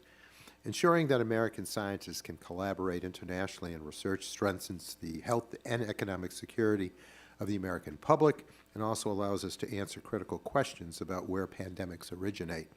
According to Dr. Howard's testimony, GAO has found that while researchers already have the technologies to determine the origins of a pandemic, better international collaboration is necessary if we want to get evidence-based answers about how pandemics indeed start. So, Dr. Howard, how would improving international collaboration increase our ability to determine the origins of a pandemic? The policy option that we proposed in our report was to proactively establish multinational agreements on data sharing, sample sharing, and roles and responsibilities in the event of a pandemic origin investigation, the outbreak of a pandemic. Thank you. And I can imagine such collaboration can also be useful in other aspects of pandemic research and response. Dr. Imperial, how do the American people benefit from collaboration with researchers abroad, and what tangible scientific advancements in pandemic preparedness and response have been made through international collaboration? We benefit from collaboration because it's the nature of how science has become in the modern age. No one laboratory really has the ability to address all aspects of any given question that needs to be answered in order to develop these approaches. And so we need that sort of collaboration. And oftentimes those collaborators are not within the United States. And so the way these collaborations started, they're very organic. I will read the literature and I'll see, researcher X in country Y is working on the same sort of thing, and I will reach out to that person and say, do you want to collaborate? So we have to be able to take advantage of the global expertise that's available here. Mm-hmm. And we need, I would think, to ensure that virus-related research outside of the U.S. is done safely. So, Dr. Inglesby, you have written extensively about the need to thoughtfully balance investments in international research capable of generating scientific breakthroughs with concerns about national security and public safety. So how can the U.S. work productively and constructively with governments and researchers abroad to ensure that research is being conducted safely? Well, I think one major step forward is the policy review process underway right now. The White House, NIH are leading with the input of NSABB and Dr. Parker. That's well along. I think we will have a stronger policy at the end of that. And I think after we have that in place, it'll be important for the U.S. to be working with other governments to ensure that they also are thinking about the risks and benefits of this kind of work. In general, international collaboration, I absolutely agree with what's already been said. International collaboration is really essential around this work to try and improve our protection against infectious disease risks. Infectious disease risks come from around the world. Scientists are doing important work around the world. The more that we know what other scientists are doing, the better we will do, the more we're engaged in the event there's a crisis, and we have personal connections or collaborations underway that can help. But in that very particular area of dual-use research and enhanced potential pandemic pathogen research, that's where we should be working as a government with other governments to try and develop a common approach to dealing with this in the time ahead. Because the U.S. has been ahead of other governments, and I think it would be useful to help other governments think about it. Okay, are there any barriers from the other countries joining in that international compact? I think some countries are much less likely to be interested in sharing data than others. We talked a bit about that already, but the more that we have scientific collaboration going, the more chance we have, I think, around sharing data. And there is now the beginning of this pandemic treaty negotiation that's going on in Geneva, and part of that is a discussion about how we can share data better around the beginning, possible epidemic origins. Sounds encouraging. I do hope that we can continue to have a rigorous conversation about biosecurity and investigating the origins of pandemics. We ensure that well-founded concerns about safety are addressed alongside the need for critical collaboration with our international partners. And with that, Mr. Chair, I yield back. Madam Chair, I'm sorry, I yield back. You've been... I switched on you. Yeah, thank you. I'm going to call on myself. I'm Debbie Lesko from Arizona. And first, I want to thank all of you. Very informative, very complicated issue, but very important issue. My first question is for Dr. Parker. On September 12, 2019, the Wuhan Institute of Virology took down its online depository of data on viral sequences. The database was intermittently accessible from December 2019 to February 2020 before being permanently taken offline in February of 2020. Do you think that the U.S. should continue to fund any type of research that they were doing in the Wuhan Institute on the virus in China? Well, first, I don't have any more information than you have on the database, but I have read that U.S. funds probably contributed some to that database, so that certainly raises question as if we contributed some funds to that, not all, but some funds, we should have access to that database. I agree. Dr. George, I have a question for you. It has come to light through Freedom of Information Act litigation that State Department cables from our Beijing embassy in March of 2018 warned that biosafety practices at the Wuhan Institute of Virology were inadequate. Yet, there is no evidence that information reached NIH, who continued to fund research at the WIV. How can we ensure better coordination and information sharing? Madam Vice Chair, it's an excellent question. There are all kinds of examples of what you just gave with all different departments and agencies. People picking up on something, maybe communicating to somebody else, and then that information doesn't go anywhere else. I think that sadly, because of COVID, people are more sensitized now, and perhaps in the future, if somebody had that same sort of assessment, even if they thought, gee, I'm not 100% sure, I'm over here at the State Department, I think they might be more inclined to not necessarily go from an embassy or a consulate directly to NIH, but instead, at least to go all the way up to the State Department and over to HHS. That needs to happen across the entire federal government. I agree. We certainly learned that. Dr. Parker, the GAO report cites a sampling effort in China aimed at tracing the origins of two pandemic pathogens, SARS and SARS-2, where, despite generating a database of over 17,500 animal samples, researchers did not find any closely related coronaviruses. Wouldn't you expect to find a closely related coronavirus? I'm not sure I'm familiar with that data or that report from the GAO report, so I'm not sure if I should comment on that. Okay, anyone else have any do you want to add anything? Yeah, I would add that, yeah, we have not yet found a virus that's an exact match to SARS-CoV-2, right, that arose in the early part of the pandemic. But the epidemiological data of where the cases clustered early on all point towards the live animal market in Wuhan. I can also tell you that there's no evidence that the Wuhan lab was working on any virus that has a sequence that's close enough to SARS-CoV-2 to say that it arose from there. So sequence data here, based on what we have, is not helping. And as someone mentioned earlier, it took us over 10 years to find the exact match to the first SARS.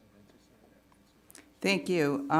Dr. Parker, do you have any doubt that COVID-19 emerged in China?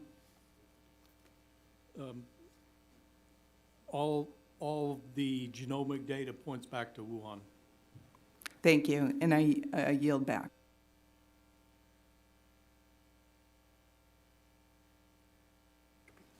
Yes, next up I'll call on Mr. Peters from California.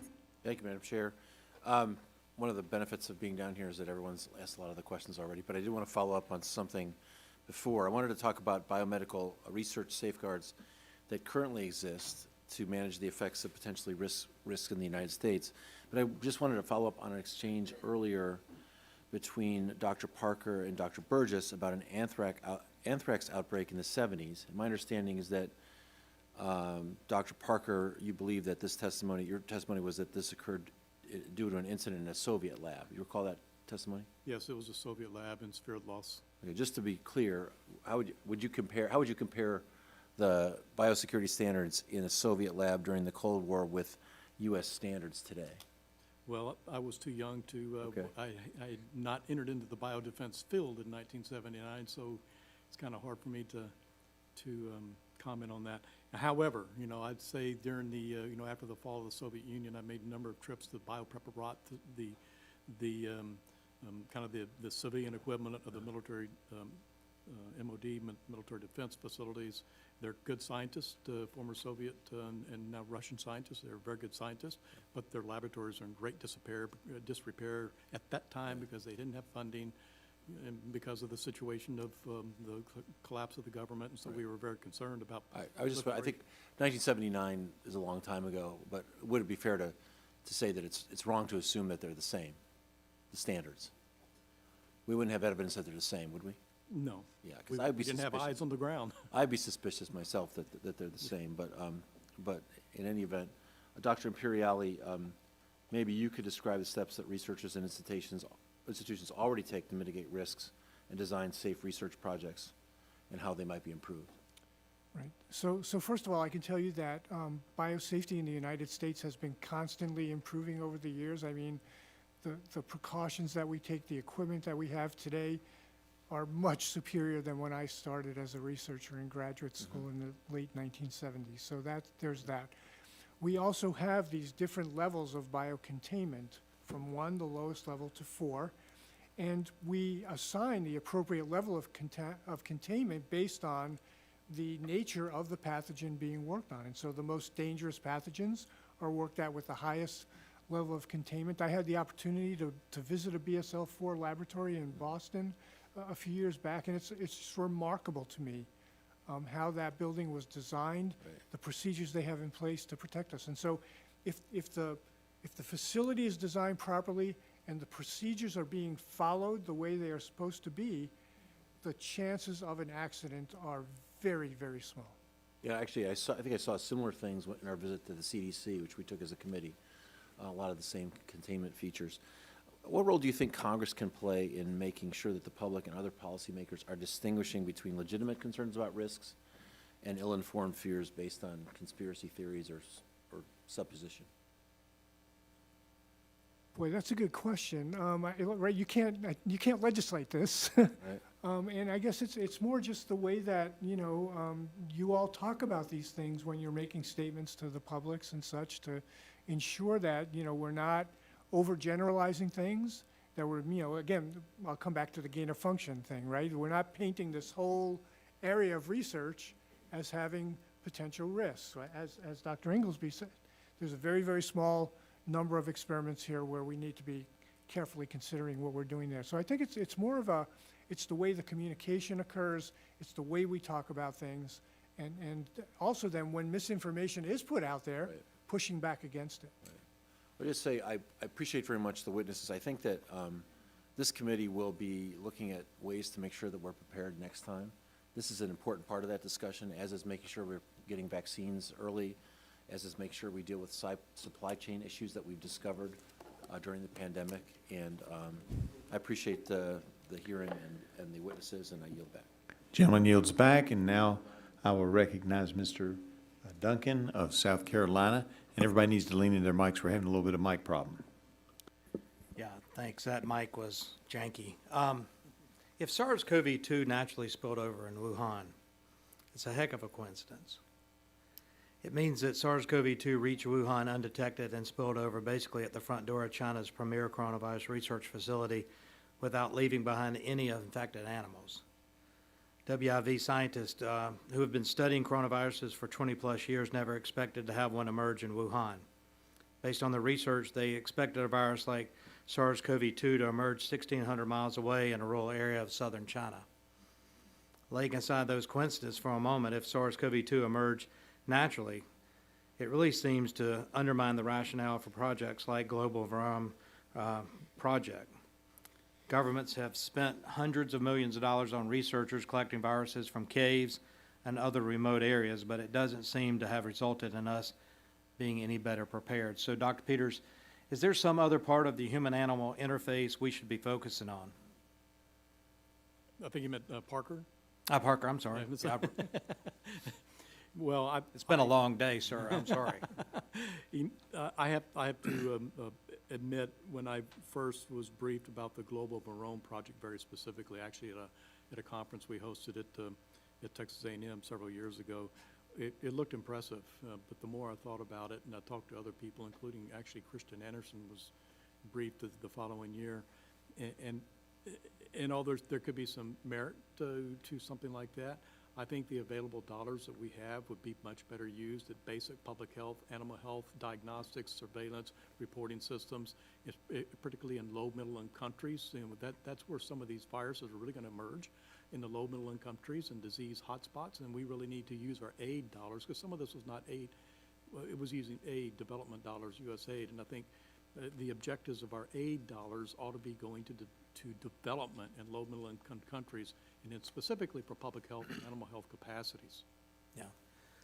So just as a sidebar question, we've been studying and working on Ebola. Do we have any of these type labs set up in Africa that maybe we should be concerned about viruses escaping from, or that you know of, Dr. Parker? Certainly, I'm not sure we have actually U.S.-funded labs, but we need collaborations on the African continent with the scientists there to be on the ground. And I would say education is very important, and having an opportunity to collaborate with universities and having twinning opportunities with U.S. universities and universities that are in low, middle-income countries specifically, so that we can actually work on degree education. We do a lot of training, but training's maybe necessary but not sufficient, and what we can do to actually grow the intellectual capacity in some of these countries will be very But no labs that you know of that are similar to Wuhan that you're aware of? On the African continent, Yes, no. sir.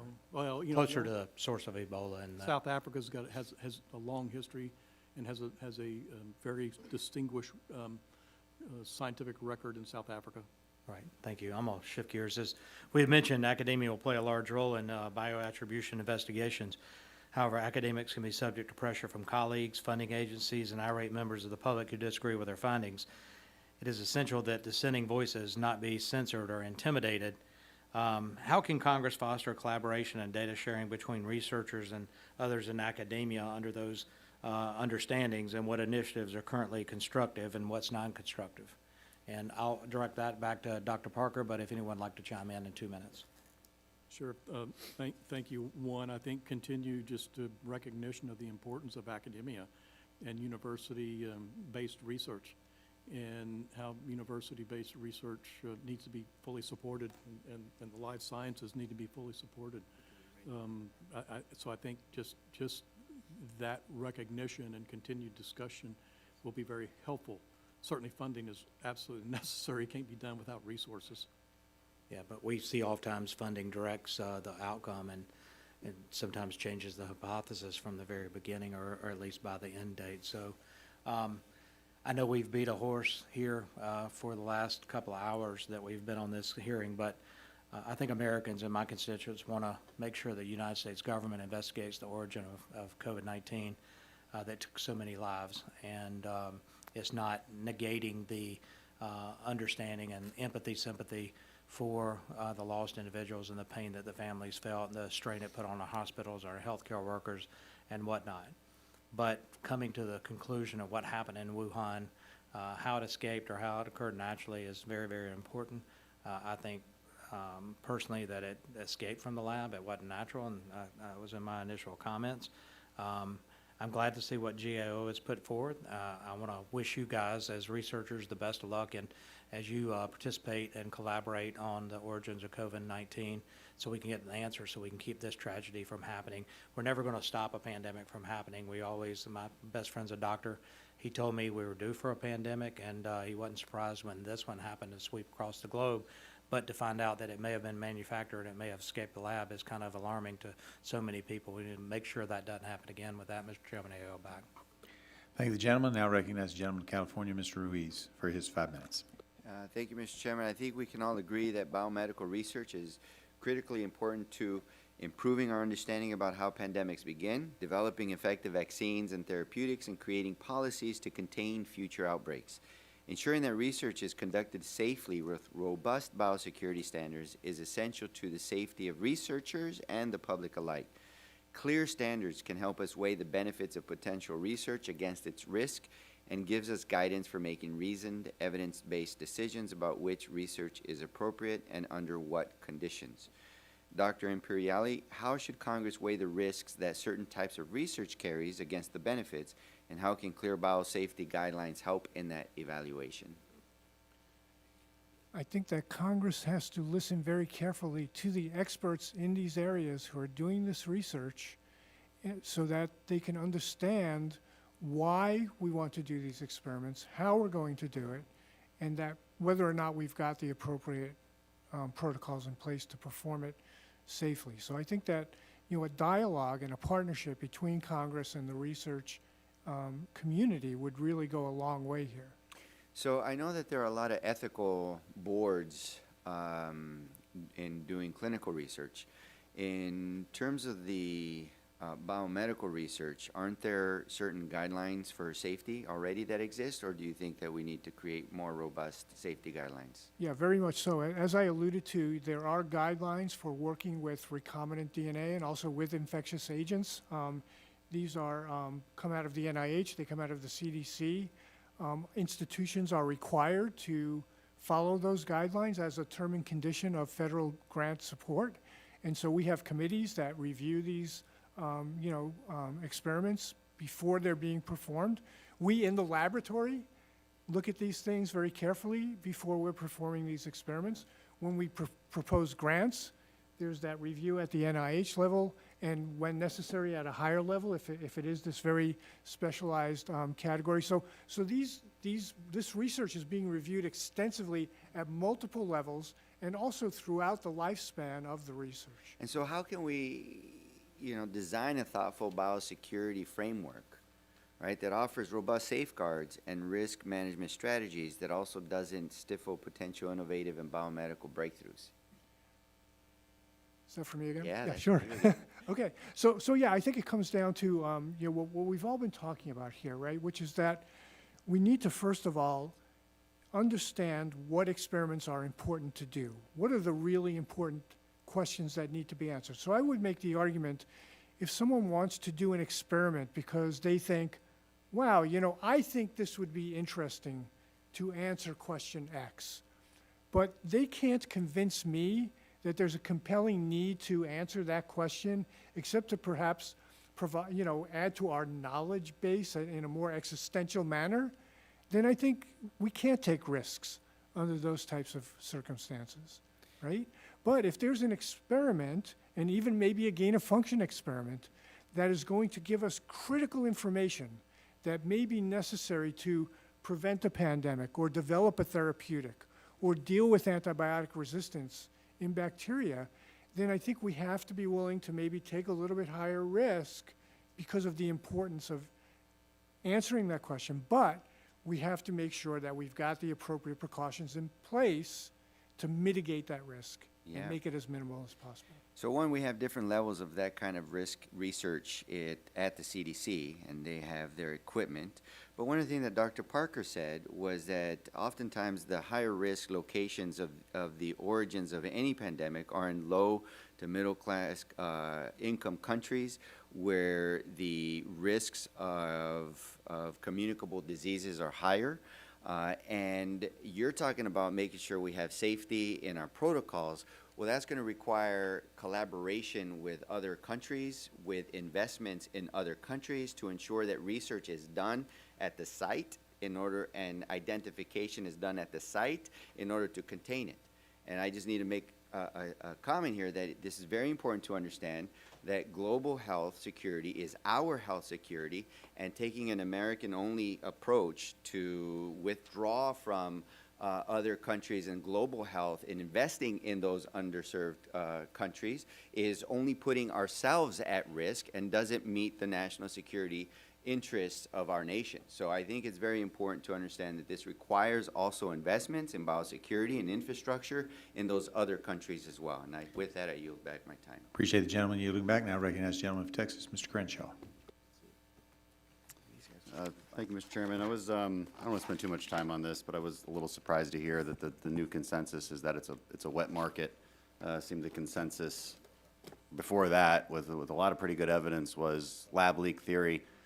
What was the new evidence exactly? Why is it so compelling that it's no longer the Wuhan Institute of Virology's fault for their shoddy parameters and standards of cleanliness, but now it's the wet market, when that had been thoroughly debunked in late 2020 after looking at the data and testing animals in the wet market, all of that?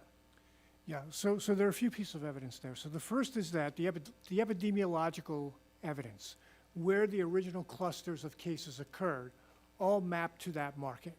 Okay, so that's the first piece of evidence. It's Chinese data, just to be clear. No. This is U.S. data. I just read it. This It's is just now. data. All right, this is provided by China. Secondly, there's evidence now that there may have been 2 independent introductions of the virus into the population. And the chances that 2 independent introductions occurred in the laboratory are pretty small. We can't rule it out, but they're pretty small. And as I mentioned before, there's absolutely no evidence that that laboratory was working with SARS-CoV-2. Okay, so we haven't found an animal with SARS-CoV-2, right? But we can apply Occam's razor here, right? I don't know. Occam's razor says, in the past, we have a chocolate flood and there's a Hershey plant nearby. Maybe it's the Hershey plant. I don't know. So maybe we don't know. I don't want to spend too much time on it because we're arguing about things I don't think we can possibly know, which gets to my real line of questioning. Can I make a point, though, if you don't mind? No, I do mind, because they're giving us 4 minutes now instead of 5. So I think we don't know, and I think that's what we're trying to figure out, is how we can assure ourselves that we will know in the future. So, Dr. George, I want to go back to you now. You've called for a federal biological attribution apparatus. Multiple administrations have failed to heed this, so we wouldn't have this argument right now, right? We would have a group of a federal agency that's designated to do this. Can you talk through that? Why is that so important Do we have the tools to do that? And is it just a matter of making sure those tools are working together for this common cause of attribution that would help policymakers? Yes, sir, and yes, sir. I think we have a lot of tools. Of course, we could have more, we could have better technology. We have a variety of federal departments and agencies and others who are doing work in this space. You have the FBI going down one path when it comes to law enforcement issues. You've got the Department of Defense going off on another path when it comes to biological weapons. You have CDC going off on another path looking at public health things. And you know, does the intelligence community have a directive currently to say, we need intelligence on virology labs in China? Like, would that even be on their radar? I know recently we've been successful in implementing a national intelligence manager for biological threats at the ODNI. That seems like a good step forward. So do you think that'll improve things and provide those kind of requirements that I just talked about? I think it will improve. It will improve things. However, there are more parts of the intelligence community that are addressing biological threats, and they all need to be further strengthened. I do think they have more directives now. I don't know that they're specific to virology versus bio in general, but I think that they need to be engaged sooner. I don't think we should be letting things roll down the pike and then suddenly, you know, a year, 2 years later say, gee, we think there might be something else to be gained by engaging the intelligence community and then asking them to come in belatedly. I'm sort of out of time, but Dr. Parker, you're nodding your head like you wanted to say something, and you're from Texas A&M, so I gotta let you. Yeah, I think back, we actually only have one laboratory in the United States that was kind of built and designed for these kind of things, and that's the MBAC lab at Fort Detrick. Unfortunately, I don't think it has its same kind of mission focus as it was originally envisioned. It would be a laboratory that could support microbial forensics investigations for attribution that would support the law enforcement and intelligence community, and I think today it's probably only focused on law enforcement, which is necessary. Well, that'll be a future question. Do we create a whole new program or agency for this, or can we build upon something that already exists? We have to just, I think it's just we got to put the leadership focus on microbial attributions and the sciences that support that. But I don't think we need to be thinking about how this also supports multiple things. Day-to-day surveillance, genomics that can support both public health needs and the investigations that go for attribution. And Dr. George may have a different opinion than me, but that's okay. We differ. We'll have to get that opinion later. Gentleman yields back. Recognize Mr. Armstrong for his 5 minutes. Thank you, Mr. Chair. Academia, science is going to play a huge role in how we deal with the next pandemic. Nobody should be penalized or politicized for any of these decisions. We like science. We have the greatest healthcare, the greatest food supply in the history of the world. Science is the reason for all of those things. But there's another problem to science. And it's almost like you take everything you design in order to get a real result is to eliminate confirmation bias. And then you lock everybody in their house and you give them 6 more hours a day with these little machines in their hand that are only designed to enhance their confirmation bias. And you continue to have these things continue to move forward, you continue to move forward, not the least of which it was called a novel coronavirus. So we were learning as we were going, and there's 2 different sides of this. There's the US portion and the global response. But the GAO report mentions concerns over academics being subject to pressure from people who disagree with their findings. And I think it is important to acknowledge the pressures felt by academics on both sides of the COVID-19 debate. While scientists at the NIH have taken a lot of criticism over their origins theories, it was also unacceptable to see scientists and academics who argued in favor of a lab-leaked COVID-19 theory. A theory everyone at least knows now is at least viable. Were censored, ridiculed, and criticized. So the criticism of academics happens on all sides of the origin question. We need to protect researchers, academics, and other professionals who are often who offer controversial findings and conclusions on origin investigations from workplace consideration and retaliation. And then on the international stage, we said we have to take it, but the question is we have to take advantage of global expertise, but the second part of that question is without being taken advantage of. Dr. Parker, you said denial, deflection, obstruction. The WHO's Constitution states that the health of all people is fundamental to the attainment of peace and security and is dependent on the fullest cooperation of the individual states. The problem is, for over the last 3 years, the WHO has not received the honest cooperation from the CCP in regards to investigating the origins of the COVID-19 pandemic. In fact, WHO itself, veiled behind public praise for the CCP's COVID response, expressed frustration over significant delays in receiving complete information, data, and genomes related to COVID-19. WHO praised the CCP despite the CCP delaying information sharing that hamstrung global responses to the pandemic. If the WHO pursued an appeasement strategy with the CCP to get cooperation, it didn't work. Instead, we got deflection, denial, and obstruction. I think it's clear that the United States having information early is important to determine the origins so that we can respond appropriately to the next pandemic. Offline, my colleague and I here were talking about, before this had ever happened, how much that early information would have really worked on the street at Dickinson, North Dakota. I am not entirely sure my constituents would have locked down before a single case got here. But it's happened now, and we know it now. And so I have one question, and I think it's important. Has the CCP's obstruction and WHO's refusal to address the obstruction set a precedent for other state actors to refuse cooperation? What can we do in the future to make sure we take advantage of the global expertise without getting taken advantage of? Dr. Parker. That is a good question. Yeah, I'm not sure I have a good answer, but I know one thing that we cannot do is walk away from the international stage and continue to engage in these discussions. I know and some of these diplomatic discussions may not lead to where we would like it to go, but we're not going to get there at all unless if we walk away from the diplomatic stage in these negotiations. Diplomacy is hard, and diplomacy in this area is very hard. But I don't think we're going to be creating another WHO or whatever, but we have to make the WHO that we have work. And that will take diplomacy and negotiations, and those negotiations should maybe first and foremost make sure that we are protecting the vital, essential United States interests. Well, and Dr. George talked about positive reinforcements. The chair talked about negative reinforcements, but it's really important because we can't do it as a government if our citizens don't trust this. And they don't trust it right now. And there's plenty of blame to go around on that, but some of it exists with the institutions that we put in place to trust. And with that, I yield back.